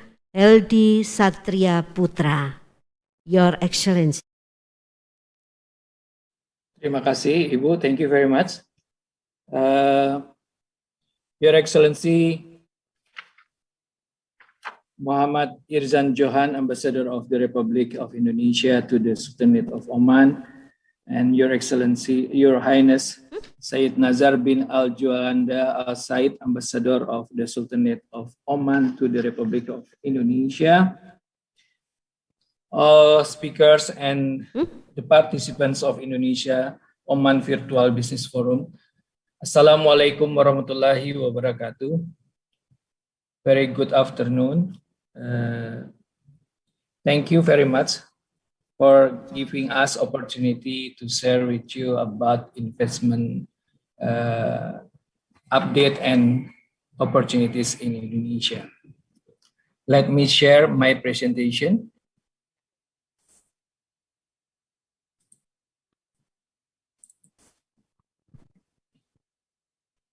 Hello, Pak Heldi. Ya. Ya, Bu. Bisa mau kedengaran? share screen ya, Pak. Ya, sudah. Oke, Sudah kelihatan, baik. Bu?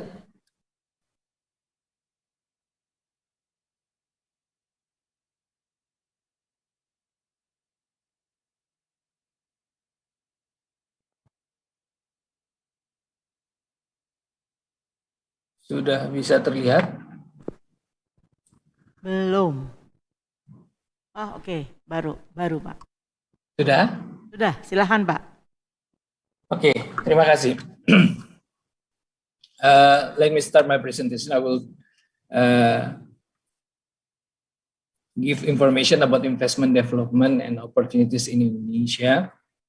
I will talk about 3 points. The first one, investment update, and the second, investment opportunities, and the third one is investment facility. or facilities that we can offer to Oman investors. Before I share about investment update in Indonesia, I just want to share with you information about the global foreign direct investment or FDI that fell 42% from 1.5 trillion US dollar in 2019 to 859 billion in 2020. Means that last year is a very tough situation that we have to face, to bring investment into Indonesia. This is the investment realization from 2020 to 2021. On the left-hand side, you can see the investment realization from January to December 2020. We can achieve 101.1% investment realization from our investment target, 817.2 trillion. So the FDI decreased minus 2.4%, so less than the global FDI situation.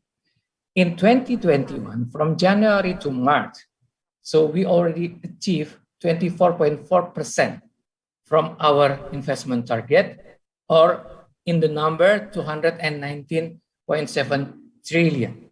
So FDI in 2021 already turned back to the positive growth, around 14%. Next, I would like to share with you about the 10 top countries invest in Indonesia. For the first rank is Singapore, and then followed by Japan, China, Hong Kong, South Korea, Netherlands, US, Malaysia, British Virgin Islands, United Kingdom, and Oman taking place at rank 135. In our record, we only received investment from Oman in 2010 and 2011. This data is excluding upstream oil, gas, and financial sectors. I think this is a very good moment for us to invite Oman investors to invest more to Indonesia. And next, this is by sector. Investment from Oman went to food crops, plantation, and livestock, also electricity, gas, and water. And by location, investment from Oman located in Yogyakarta and East Java. Next, I would like to talk about investment opportunities. This is, I think, the most important information that we want to share with Oman investors. Now we already have the new website for investment opportunity information that we call Opportunity Map, and then ready to offer project investment profile. So this website is contain information in format of pre-feasibility study document that include not only the name of project and location, but also analysis of legal, administrative, and technical aspect, economic feasibility, social and environmental impact, business model schemes, government and stakeholder support. This is the new information, the complete information that we want to share, we want to give to investor. So we hope that investor can make easier decision and faster decision to invest in Indonesia. The project already started from 2020. We already compiled 23 projects that located in 16 provinces. And then this year, we will compile 25 projects information that located in 20 provinces. This is the list of projects in 2020. We have 23 projects in 16 provinces.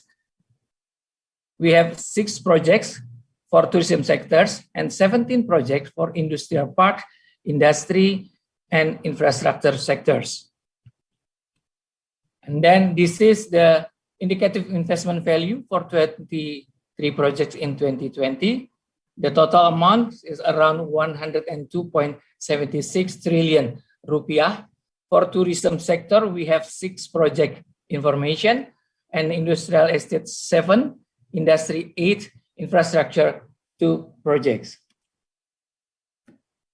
And this is the example of information that you can receive, that you can see from our website. The first one is project location, project name, land area that needed for the project, indicative investment value, and then also financial analysis like net present value, IRR, and then payback period. This is example for 6 project for tourism sector. So if you need more information, so please visit our website through this link. I will share the soft copy of my presentation, and then you just click this link, and then you can go directly to our website.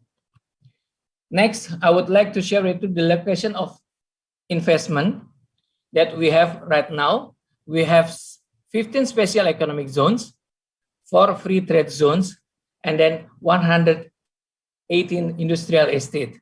We also have 1,360 bonded zone, 91 bonded logistics center, and we also prepare 10 new tourism destination that we call 10 New Bali. Next, this is the example of 15 special economic zone information. You can see the name of special economic zone and also the business field or activity that you can build in each special economic zone. Okay, next. This is investment opportunity, kind of investment that you can do in our special economic zone. The first one, you can be a tenant of special economic zone and build your industry in this special economic zone, or you can be developer of the special economic zone as operator in operating and managing the special economic zones. Another opportunity they can do in Indonesia or in special economic zone, you can invest to build infrastructure for the special economic zone. This is also opportunity that we can offer to Oman investors. Next, this is one special economic zone as example that I want to show with you in Central Java. The name of special economic zone is Batang Integrated Industrial Park. We use new concept to manage the special economic zone in this area. The first one is about the land. Government will provide the land, so investor, they don't need to buy the land, and then they will get free rental incentive for certain time. After the incentive, and then you start to pay the rent cost. Government also will provide all the infrastructure that you need, for example, electricity, gas, and other things that you need with very competitive price. This is the new concept that we will use and we will implement as well for other special economic zones in Indonesia. This is the situation of Batang Integrated Zones. We already built the land and also the electricity and the toll road near or close to the land, and other things still on the progress to develop. There are some companies already commit and start to build their industry or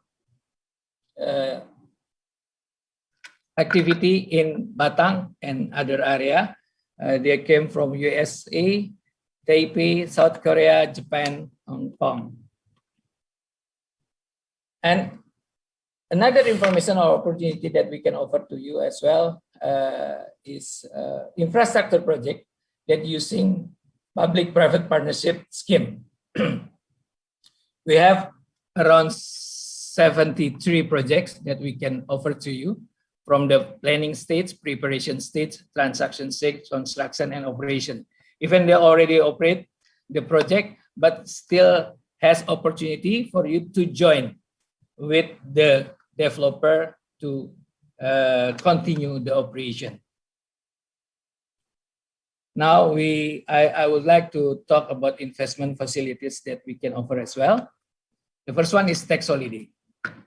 For the tax holiday, we have tax holiday and mini tax holiday. For the tax holiday, you can get 100% reduction in corporate income tax.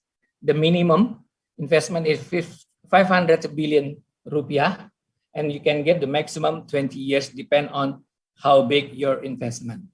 We have 18 pioneer industry that can apply to get the tax holiday. And then we also have mini tax holiday that can give reduction in corporate income tax for 50%. The minimum investment is 100 billion. And then you can get additional reduction as well, 50% for 2 years for the tax holiday and 25% for 2 years for mini tax holiday. For other tax incentive, we also have tax allowance. You can get 30% reduction of corporate income tax by 6 years. Every year you can get 5% reduction of corporate income tax. We also provide 183 business activity that can apply to get this tax allowance. Next, super reduction tax. This is the new regulation for the tax incentive. For the labor-intensive industry, they can get tax deduction 60% of the capital they invested as fixed asset. If they make vocational training program, and then they can get also 200% tax deduction of the fund they had spent for the activities. And then for the research and development, if you do R&D, and then you can get 300% tax deduction of the cost of their R&D activities. And we also have import duty exemption. You can get 2-year exemption from import duty for machineries, 2 years for materials, or raw materials and miscellaneous goods, and 4 years for material and current goods if you are using machinery from domestic product. Next, this is another incentive that we can give to you is about the licensing. As the minister mentioned that now we already use online single submission. All application can be submitted through online. And we only give the license for the high risk business activity. So this is the new approach that we use, that we call risk-based approach licensing. For the low risk, lower middle risk, upper middle risk, they just need to use or to have registration. For the low risk, lower middle risk, they need to have registration or to apply registration and then get standard certificate. And for upper middle risk, they also need to apply registration and standard certificate as well. So you can use the registration from preparation stage of your project to operate your project and commercial activity. For the low risk and lower middle, only registration and standard certificate. Also for the upper middle. For the high risk, you need the registration and the license business license. I think that's all the information that I can share with you. I'll be very happy to answer if you have any question. Thank you very much. Wassalamualaikum warahmatullahi wabarakatuh.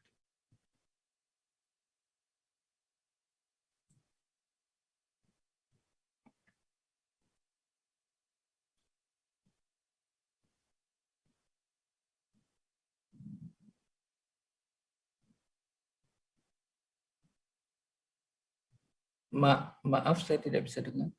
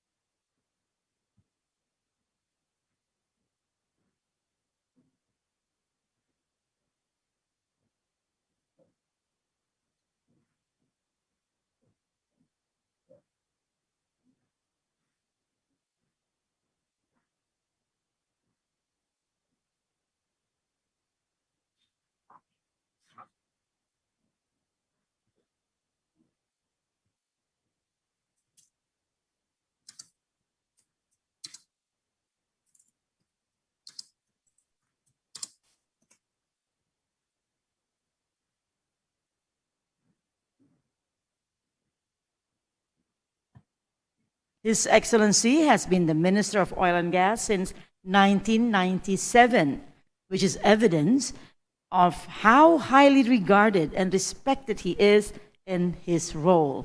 So, ladies and gentlemen, may we kindly invite Your Excellency to convey your presentation. Bismillah ar-Rahman ar-Rahim. Assalamu alaikum, my dear brothers and sisters. It's an honor for me to be given this opportunity to say a few words on our relationship between Indonesia and the Sultanate of Oman. I did not realize that we are celebrating 43rd anniversary of this relationship, but I am very proud that my sector, or our sector of energy, has been a forefront in establishing this relationship.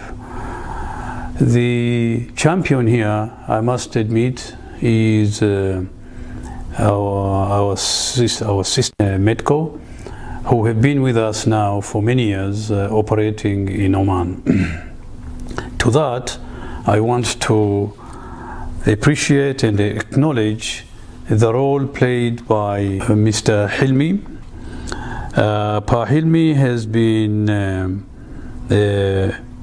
a champion of this success story, and of course I look forward to hear what he's going to tell us in this seminar.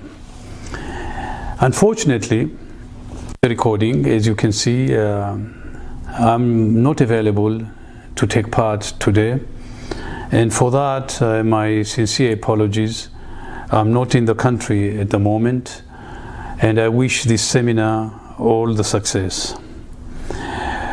Your Excellency, the Ambassador, Mr. Mohammed Johan, and Your Highness Sayyid Nazar bin Julanda Al Said, our Ambassador in Jakarta, I want to thank both of you for the organization behind this seminar.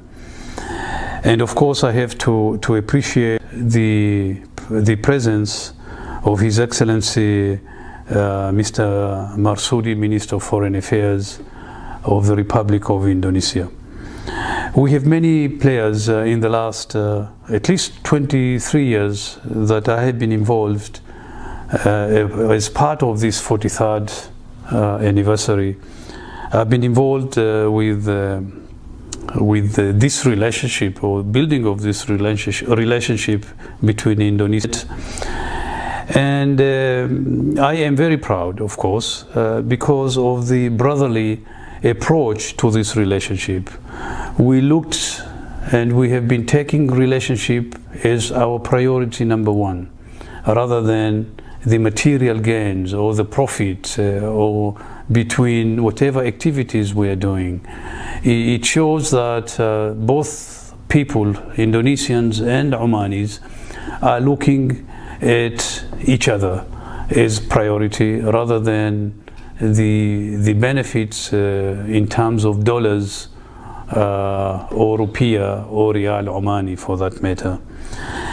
My only request to everybody who is listening today is let's work towards growing this foundation that we have. I think there are opportunities in Oman as much as there are opportunities in Indonesia.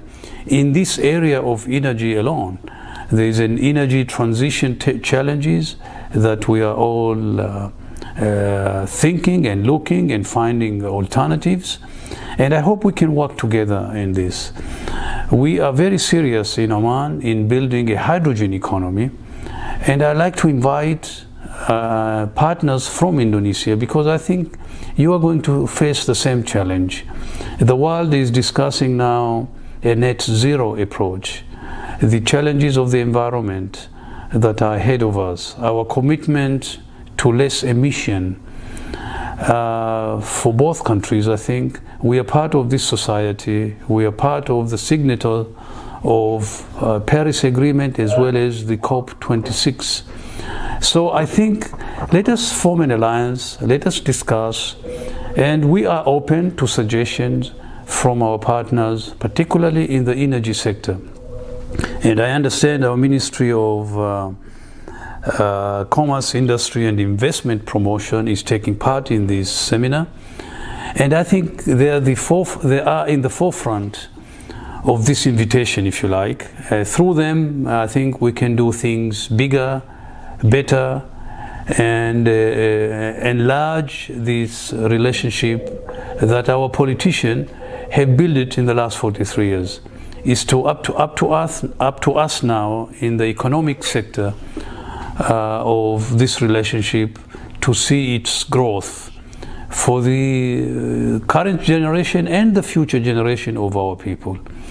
So once again, I would like to thank everybody who has organized this, particularly our two ambassadors, Mr. Johan and as well as His Highness Sayyid Nazar. Thank you very much for whatever work you have put behind organizing this seminar. And I hope not long before we meet again in person instead of virtually. We miss coming to Indonesia, as Sayyid Nizar, Your Highness, knows very much. I miss coming to Jakarta and hit few balls. Inshallah, soon we will be able to do that. Pa Hilmi, keep practicing, because we are coming to continue to challenge you, not only in business but favorite sport too. So without extending this speech, I thank everybody, thank you all, and good luck and best wishes for this seminar and future interaction between Oman and Indonesia. Thank you and salam alaikum.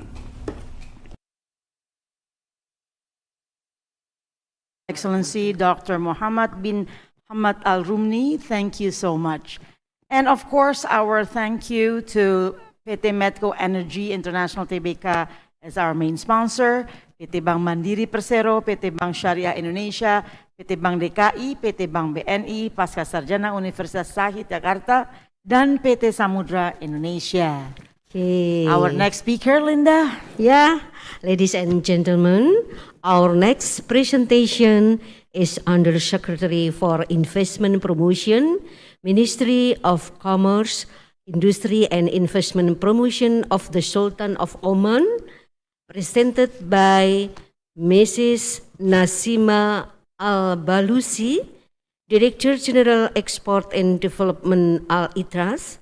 She is also on the board of the Arab Union for Industrial Export Development. The floor is yours, ma'am. Mrs. Nasima Al-Balusi. Are you ready? Assalamu alaikum. Assalamu alaikum wa rahmatullahi wa barakatuh. Waalaikumsalam warahmatullahi wabarakatuh. Your Excellencies, ladies and gentlemen, it's my pleasure to be part of today's Indonesian Oman webinar. First of all, let me thank Mr. Bagus, the Director of Middle East Affairs, Ministry of Foreign Affairs of Indonesia, His Excellency Muhammad Irzan, the Ambassador of the Republic of Indonesia to the Sultanate of Oman, and His Highness Sayyid Nizar bin Julanda Al Said, the Ambassador of the Sultanate of Oman, for making today's event possible. I greatly appreciate the significant effort and considerable time that you have taken to bring us all together today. Your Excellencies, ladies and gentlemen, today's event celebrates 43 years of diplomatic relations between Oman and Indonesia, but the connections between our two countries can be found in the 13th century when Omani traders traveled to Indonesia in the search of rare spices. Indeed, we are very proud of the special and historic relationship and are committed to deepen or broaden our trades and investment ties. Let me say here and now a key objective for the Ministry of Commerce, Industry and Investment Promotion is to bring to the attention of the international business community the vast investment opportunities Oman offers. So let me tell you more about Oman. It shares much of the can-do spirit of Indonesia, its ambition and its determination to succeed. Oman is a place where business can grow, succeed and thrive, and a place where great ideas and innovations are turned into great products and services. Non-oil exports, along with the inward investments, are hugely important to our economic ambitions. Oman has an exceptional potential in sectors, including, but of course is not limited to transport, logistics, manufacturing, tourism, fisheries, mining, healthcare, and education. But beyond the rich possibilities of these sectors, an undoubtedly strong part of the Sultanate's appeal are the measures taken to create an attractive business and investment landscape. Let me draw your attention, for example, to the high-profile infrastructure projects that have been initiated here. And now, as a result, Oman boasts roads that are recognized amongst the best in the world, award-winning airports and state-of-the-art ports, flourishing industrial estates, free zones, and tech parks. Adding to this, Oman's portfolio of business-friendly legislations covering foreign investment, public-private partnership, insolvency, and commercial companies, something I strongly believe is said to be a major factor in bringing further Indonesian investment to our shores. With so many reasons to invest in Oman, to do business here, I am sure it will come as no surprise to you that Oman has enjoyed considerable success. Let me illustrate this point, if I may. There is a special economic zone at Duqm, which has attracted significant international investments. Investors in Sohar Port Re-Entry Zone are enjoying also a host of competitive advantage by virtue of its strategic geographic location outside the Strait of Hormuz and its proximity to the emerging market of the GCC, Africa, and the Indian subcontinent. I would also like to home on to Salalah Port. In case if you didn't know, it's one of the biggest deep water ports in the world, with shipping times that are on average 30 to 40% lower than other competing locations. On the export side, I would like to highlight my government's first-class service to Omani companies seeking to expand operations internationally. We are passionate about helping our private sector companies of all sizes capitalize on the economic growth, and with the population of over 250 million, Indonesia is a particularly promising market for Omani export. To this end, we support Omani businesses to ensure that they can compete in an increasingly challenging global marketplace. And our strategy is working. In fact, our products and services are enjoying tremendous international success. To highlight just a few, the US is an important market for the Omani pet sheets, which is widely used in food packaging across the state. Omani fertilizer nourishes the fields of American farms. Your Excellencies, ladies and logical bridgehead for Indonesian companies looking to tap into the emerging market of the GCC and Africa. Indeed, it's now as easy to sell from Muscat to Manchester as it is from Semarang to Surabaya. As many Indonesian businesses full well known, Oman has a reputation to bring a great and reliable trading partners, and on top of that, our location means we are an exceptional springboard to host the regional possibilities, something that our businesses community is taking full advantage of. As much as economic fundamentals are important, so it's quality of place. And let me tell you, Oman is genuinely a great place to live, work, and invest. It's diverse, uniquely combined local and global. Our schools are first class. There is a quality housing to rent or buy to suit every budget. Our healthcare is exceptional. We also have a rich heritage and culture and vibrant arts scene. Is astounding. Manufacturing might be one of our key industries, but our authentic identity isn't something we have to fabricate. As I mentioned earlier, attracting and retaining inward investment and promoting our outstanding business assets, products, and services to the international community is hugely important to our economic ambitions. And as a ministry's Director General, I am proud to head up a team that's committed to deliver the pro-business environment Indonesian investors require. I'm proud also of the natural, unique competitive advantage that have attracted Indonesian investment, trade, talent, and visitors to the Sultanate, and proud that we offer something truly special to our Indonesian business partners. Your Excellencies, ladies and gentlemen, I am excited about the opportunities our diversifying economy is opening up for business community and partners, for our exporters, for investors in Oman. To conclude, the current challenges of COVID-19, we have built an unparalleled platform, putting Oman at the center of the trading relationship with the GCC, Asia, and Africa. This is a powerful statement to the world about Oman's location and openness. Indeed, it's a unique value proposition to Indonesian investors that none of our competitors can match. Thank you so much for listening to my speech. Thank you.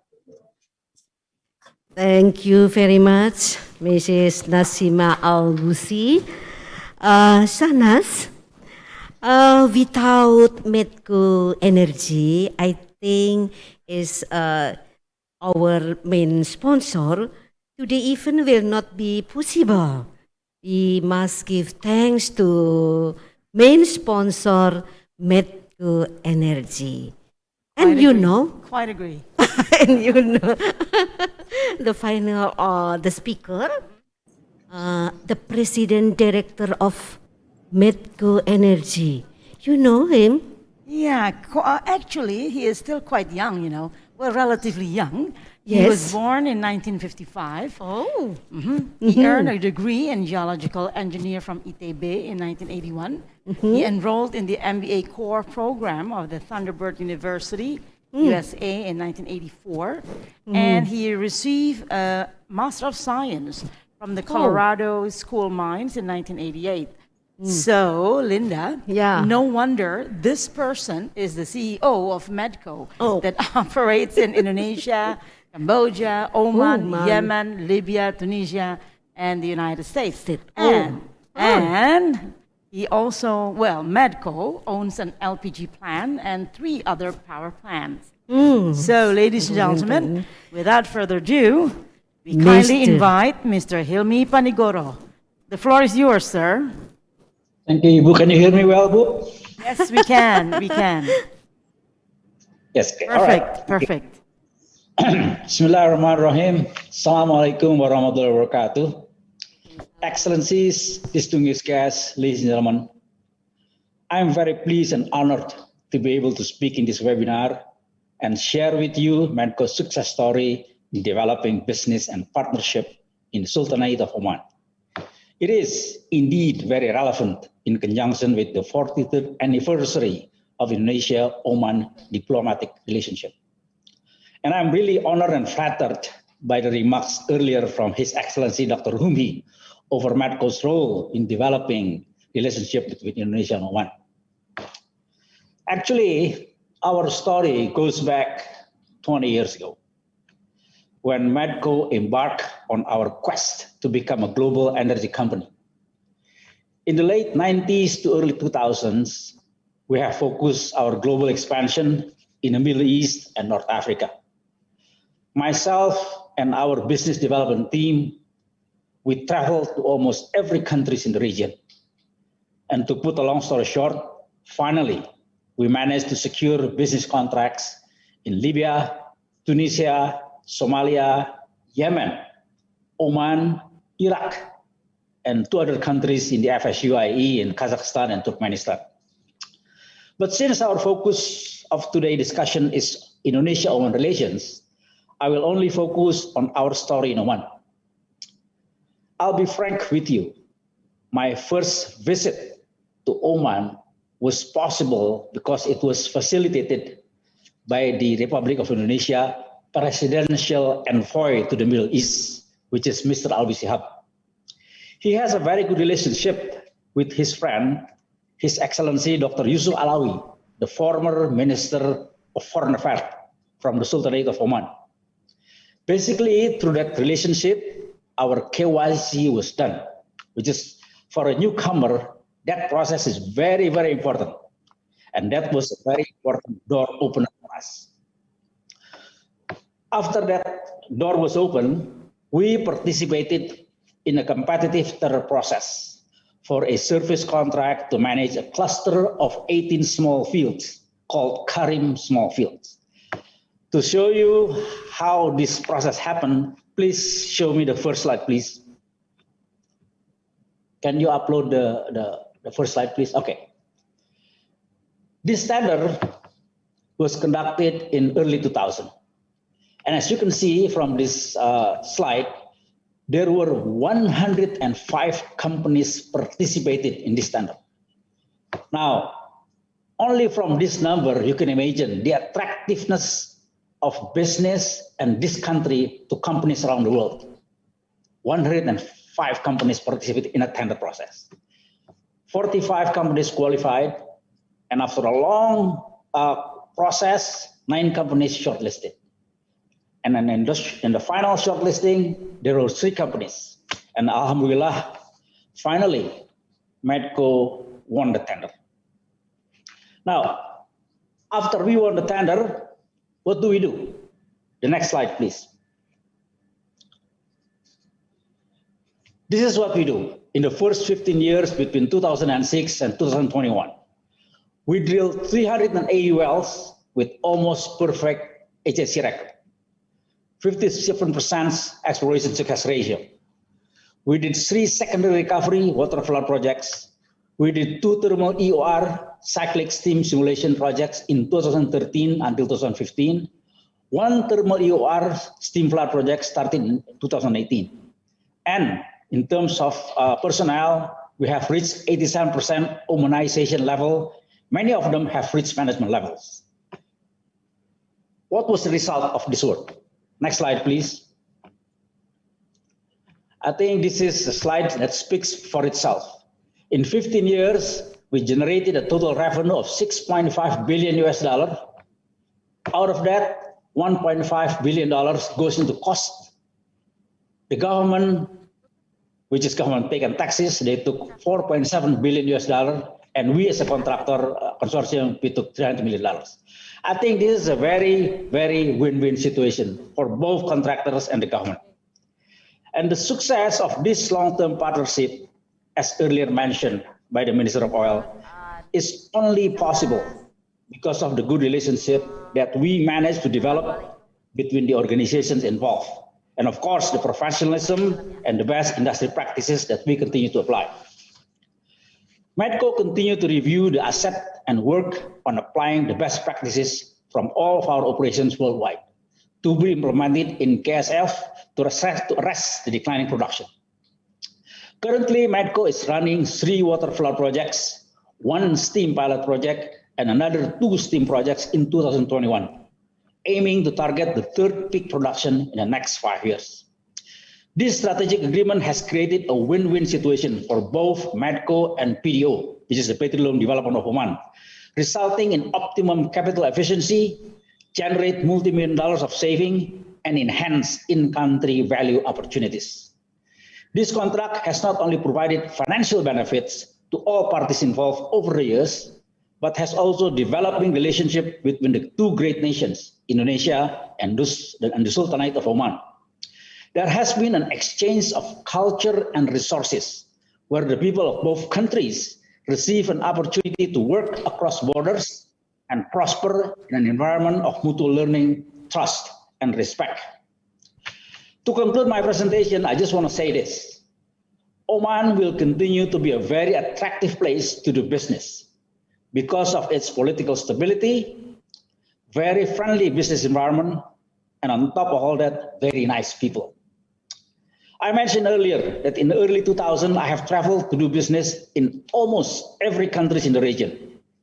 And if today I have the choice to live in one of those countries, I would not hesitate to say that my country of choice is Oman. Excellencies, distinguished guests, ladies and gentlemen, thank you for your attention. And at this point, I would like to thank the organizers of this webinar, especially the Ambassador of Indonesia to Oman, His Excellency Muhammad Irzan Johan, the Ambassador of Oman to Indonesia, His Highness Said Nazar Al Said, from the Indonesia Oman Center, Pak Sasha Stambul, Pak Siddhartha Stambul, and Ibu Nelly. Please keep in mind, the pandemic is not over yet. Please stay safe and stay healthy. Assalamualaikum warahmatullahi wabarakatuh. Waalaikumsalam warahmatullahi wabarakatuh. Waalaikumsalam warahmatullahi wabarakatuh. MEDCO Energy, the President Director of MEDCO Energy International. Thank you once again, Mr. Hilmi Panigoro. And yes, as Mr. Hilmi mentioned, that participants, you too can be like MEDCO Energy International. So yes, Oman will continue to be a great place to invest. That is a testimony from Mr. Panigoro. Okay, ladies and gentlemen, so now is the Q&A session. And yeah. We will take about 2 questions. 2 questions. Right, Okay. 2 questions. Oh, so, I'm sorry. We will have video presentation first, and then we will have the Q&A. Okay. So please bear with us. When people discovered new challenges to face, new hurdles to overcome, new responsibilities to carry. Like when we entered the oil and gas industry in 1980. How do we uphold our freedom?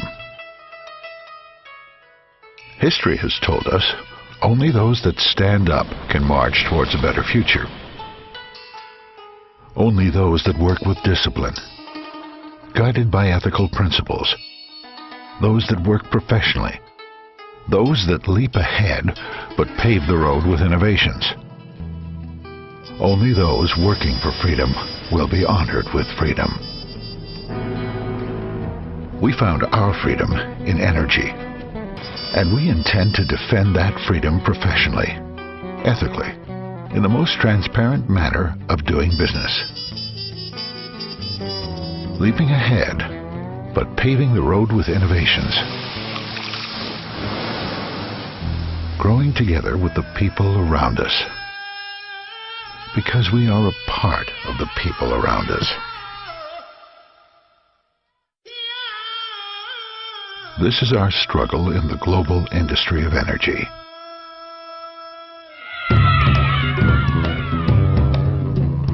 Our way of upholding freedom, which starts started in 1980 when we embarked on our journey to become the energy company of choice.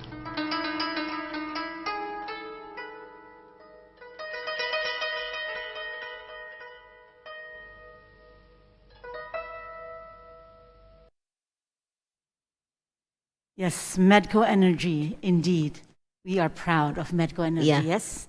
Okay, ladies and gentlemen, and remember, you too can be like Medco Energy. Reach that dream, reach that goal. So ladies and gentlemen, our Q&A session, and as we mentioned earlier, that participants can ask questions also from the floor or online. But if you are online, please raise your hands. Okay, questions can be asked to the speakers. Of course, His Excellency Dr. Muhammad bin Hamad Al Rumi, and also to Mrs. Nasima Al Balushi, yeah. and last but not least, to Mr. Hilmi Panigoro, and also from the Investment Board, Mr. Heldi Satria Putra. Okay, Future let's Satgas, one man and raise hand. Okay, great. So, please state your name, sir. Okay, in the Zoom meeting first, ya. Halo? Pak, suaranya belum terdengar.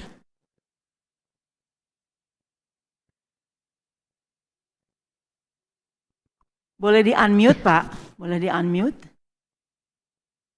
Sudah terdengar? Atau mungkin Belum Pak terdengar? Unmute. Ya, Pak, silakan. Loh, hilang lagi. Sekali lagi, Pak, masih di-unmute. Halo, Pak, masih di-unmute.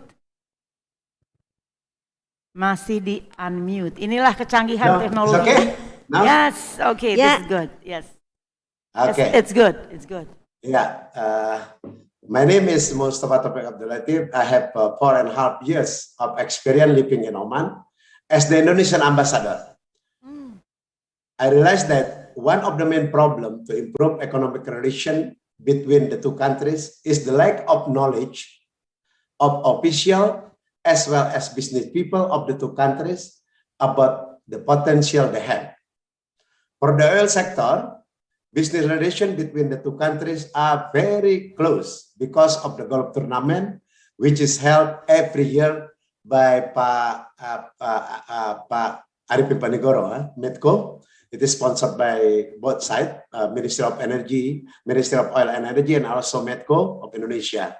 For this reason, we expect the Indonesian Embassy to hold virtual business forum for entrepreneurs from both countries. So, beside the oil sector. Thank you very much. Okay. Thank you. One person more in the behind, in the floor. The speakers will answer the question on two persons that ask questions. So one is online and the other one is offline. Kami persilahkan, Pak, dengan Bapak siapa? Yang di Suhana Hall. Ya. Bismillahirrahmanirrahim. Assalamualaikum warahmatullahi wabarakatuh. Waalaikumsalam. Thanks, Miss. My name is Wendy Riawan, and I'm from PT Bank Syariah Indonesia Tbk. Alhamdulillah, we just merged in first of February 2021 from three biggest bank Syariah bank in Indonesia. So PT BSI now in 7th position as the biggest bank in Indonesia.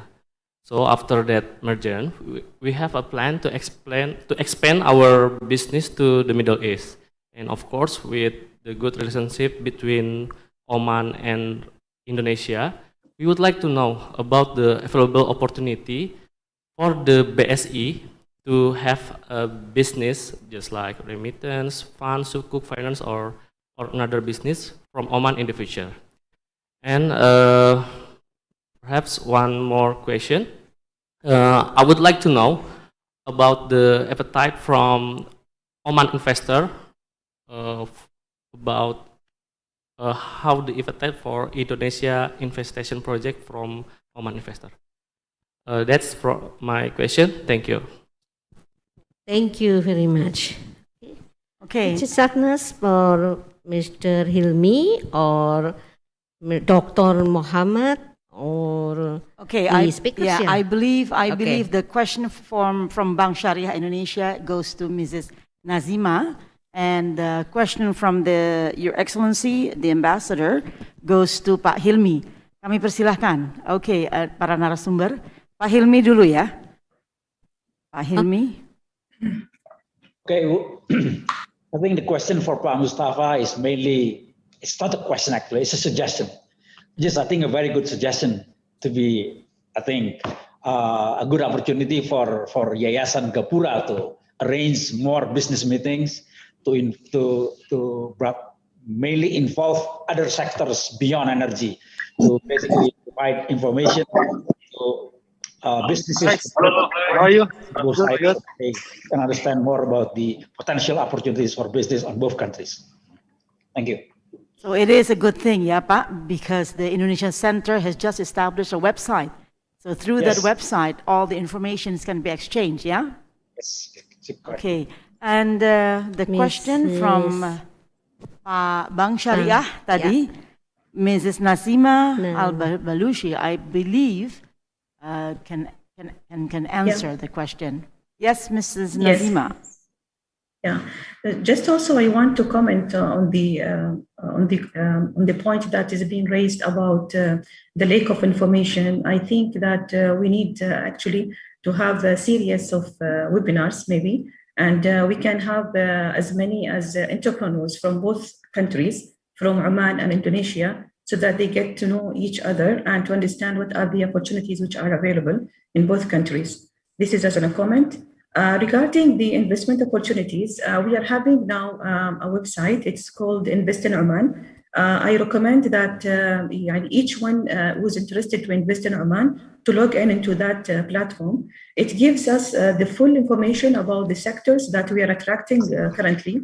As I mentioned before, that we are looking into 5 to 6 sectors, basically in the sector of mining, manufacturing, and tourism and the other sectors. But regarding the Sharia Bank part, I may get back to my colleague that is asking about this information. I would like to give him some sort of more detailed information, but I need his contact, or maybe you can share my contact with him, because there is certain rules and regulations that governs this part.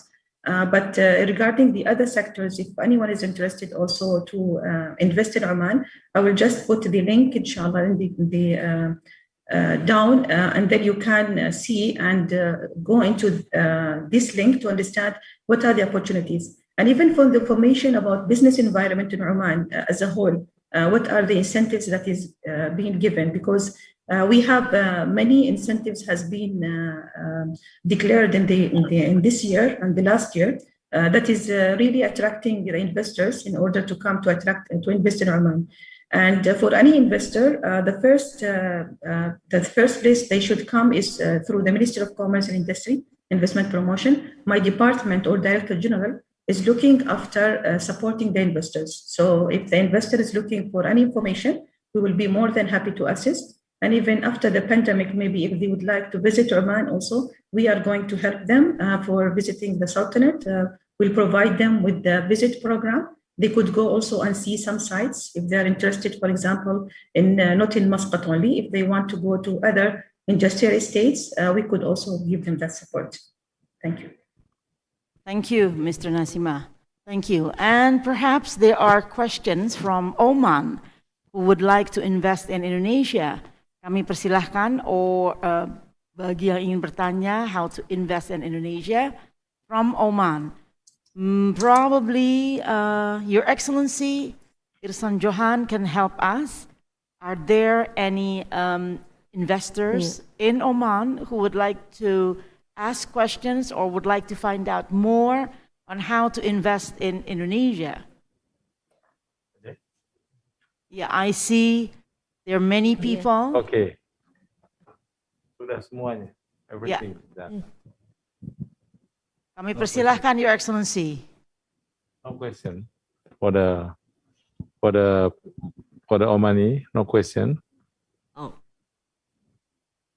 Okay, no question for the Oman. Okay. Thank you. So it's clear how to invest in Indonesia. It's clear. Yes. Thank you so much.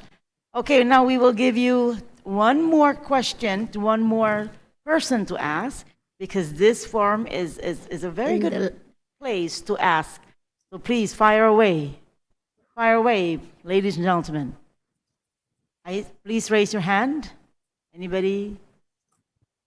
No? Nobody. Okay, if that means all the speakers quite clear deliver their messages. So we will end our webinar for today. And as suggested by Mrs. Nazima, that was a good recommendation. We will have another series of webinar in the near future. Okay, that is, I think we conclude the session for today. Yes, Jahnas, and we thanks again about the sponsor is the seminar today. PT Medco Energy, main sponsor, PT Bank Mandiri Persero, PT Bank Syariah Indonesia, PT Bank DKI, PT Bank BNI, Postgraduate Syahid University Jakarta, dan PT Samudra Indonesia. And last but not least, thank you so much, ladies and gentlemen, yang ada di online maupun di offline. Thank you so much. Thank you for bearing with us. See you on our webinar in the near future. Thank Goodbye. you. Assalamualaikum warahmatullahi wabarakatuh. I'm Jut Shahnaz and Linda Purnomo. Safe, healthy. Right. Signing off. Bye.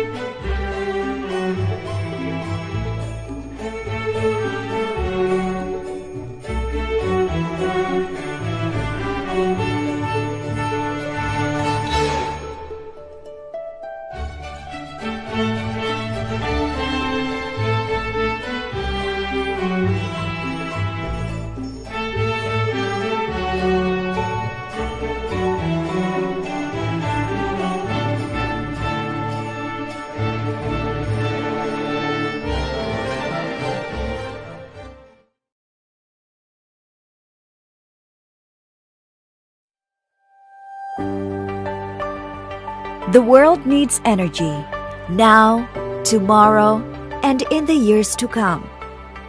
Countries want to grow. It is therefore pivotal to acquire, secure, and manage resources. And it is here where we Medco Energy are contributing, investing in the future of energy and natural resources industries. We are a large group of companies with strong multidisciplinary capabilities, trusted to own and operate large and complex assets, oil and gas, power generation, mining. Hailing from humble beginnings as a drilling contractor in 1980, we have been promoting growth for decades. Sustainability is key. After years of organic growth and a series of acquisitions, we have become one of the leading energy and natural resource companies in Southeast Asia and beyond. We now operate at a large scale in reserves and production, driven by technology, innovation, cost leadership, and HSE best practices. In our power generation business, we aim to produce cleaner electricity with gas and other renewable sources such as geothermal, hydropower, and solar. We participate in one of the world's largest geothermal development, Sarula, and are responsible for their operations and maintenance services. We are also operating one of Indonesia's largest power plant and bring electricity closer to remote communities with our mini hydropower plants. We are also engaged in copper and gold mining, providing jobs and business in a less developed region and uphold the highest international standards. We understand that sustainability is key. Therefore, we strive to balance business objectives and sustainable development goals, moving towards world-class operational excellence with cost management, operating efficiency, asset integrity, as well as health, safety, and environmental protection as its pillars. We employ technology and logistics management to reduce fuel consumption and GHG emissions. Asset management is integrated with operations to safeguard our investments, people, the environment, and reputation. And we have re-greening and biodiversity enhancement programs in place to offset our carbon footprint.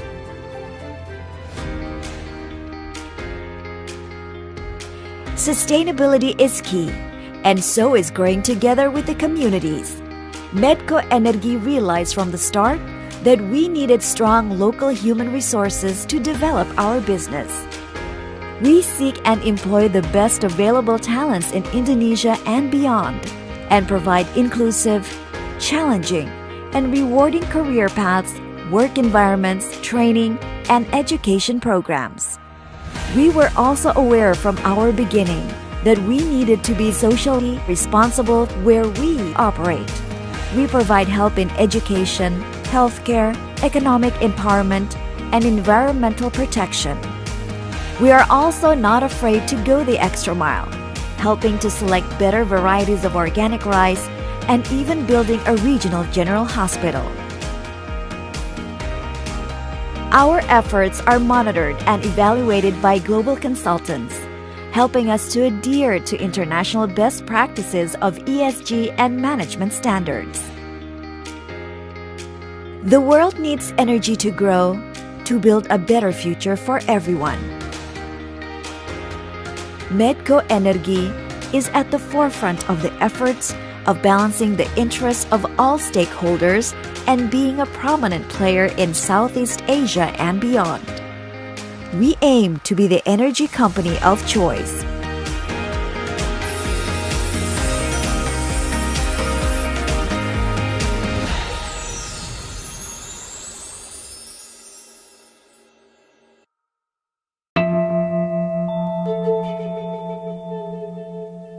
We all have different priorities in life.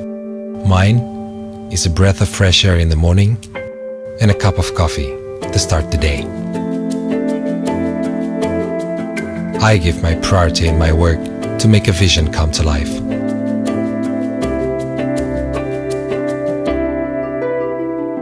I've traveled thousands of journeys. I realized that the world isn't just to be explored or enjoyed, but it's also to be preserved. My priority is to ensure that everything I've achieved continues to grow. And nobody understands my priorities better than myself and Bank Mandiri. Mandiri Prioritas. Understanding your priorities now and for the future.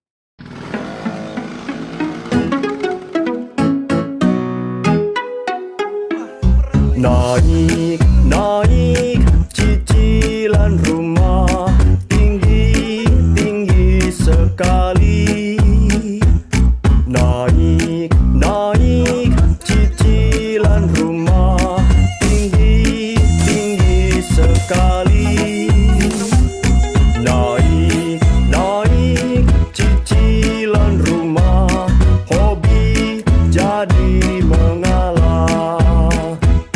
Cara mudah punya rumah, hobi nggak ngalah. BSI Griasi Muda. Ekstra tenor, ekstra plafon, cicilan pasti. Anak muda jadi bisa punya rumah. Bank Syariah Indonesia.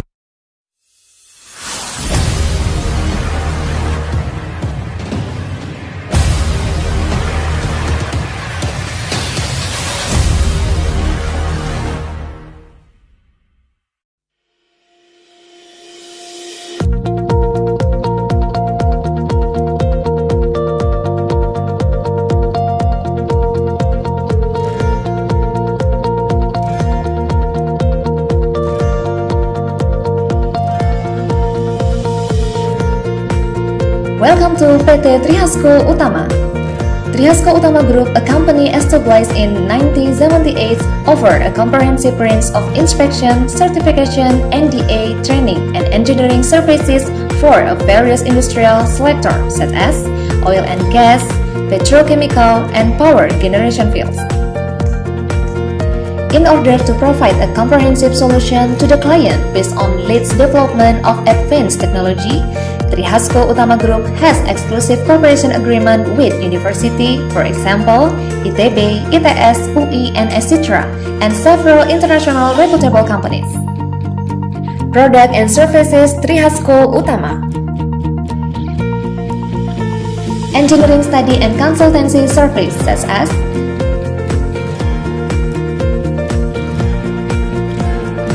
training such as inspection, certification, and recertification such as advanced NDE, non-destructive examination such as NDA services such as non-mandatory inspection such as other services such as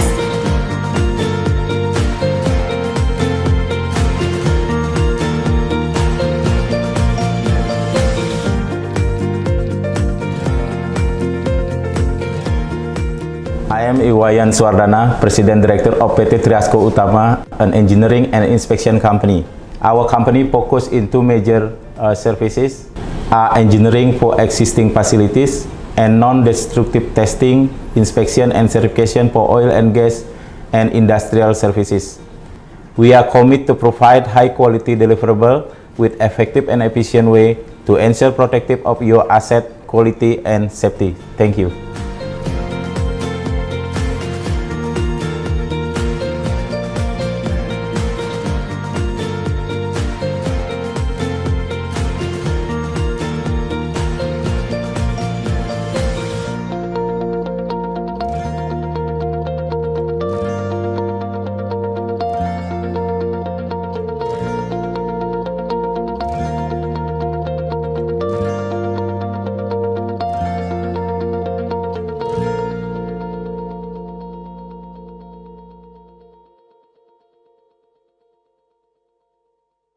Ini Edgar nih, si tukang belanja online. Dia sedang memburu jaket.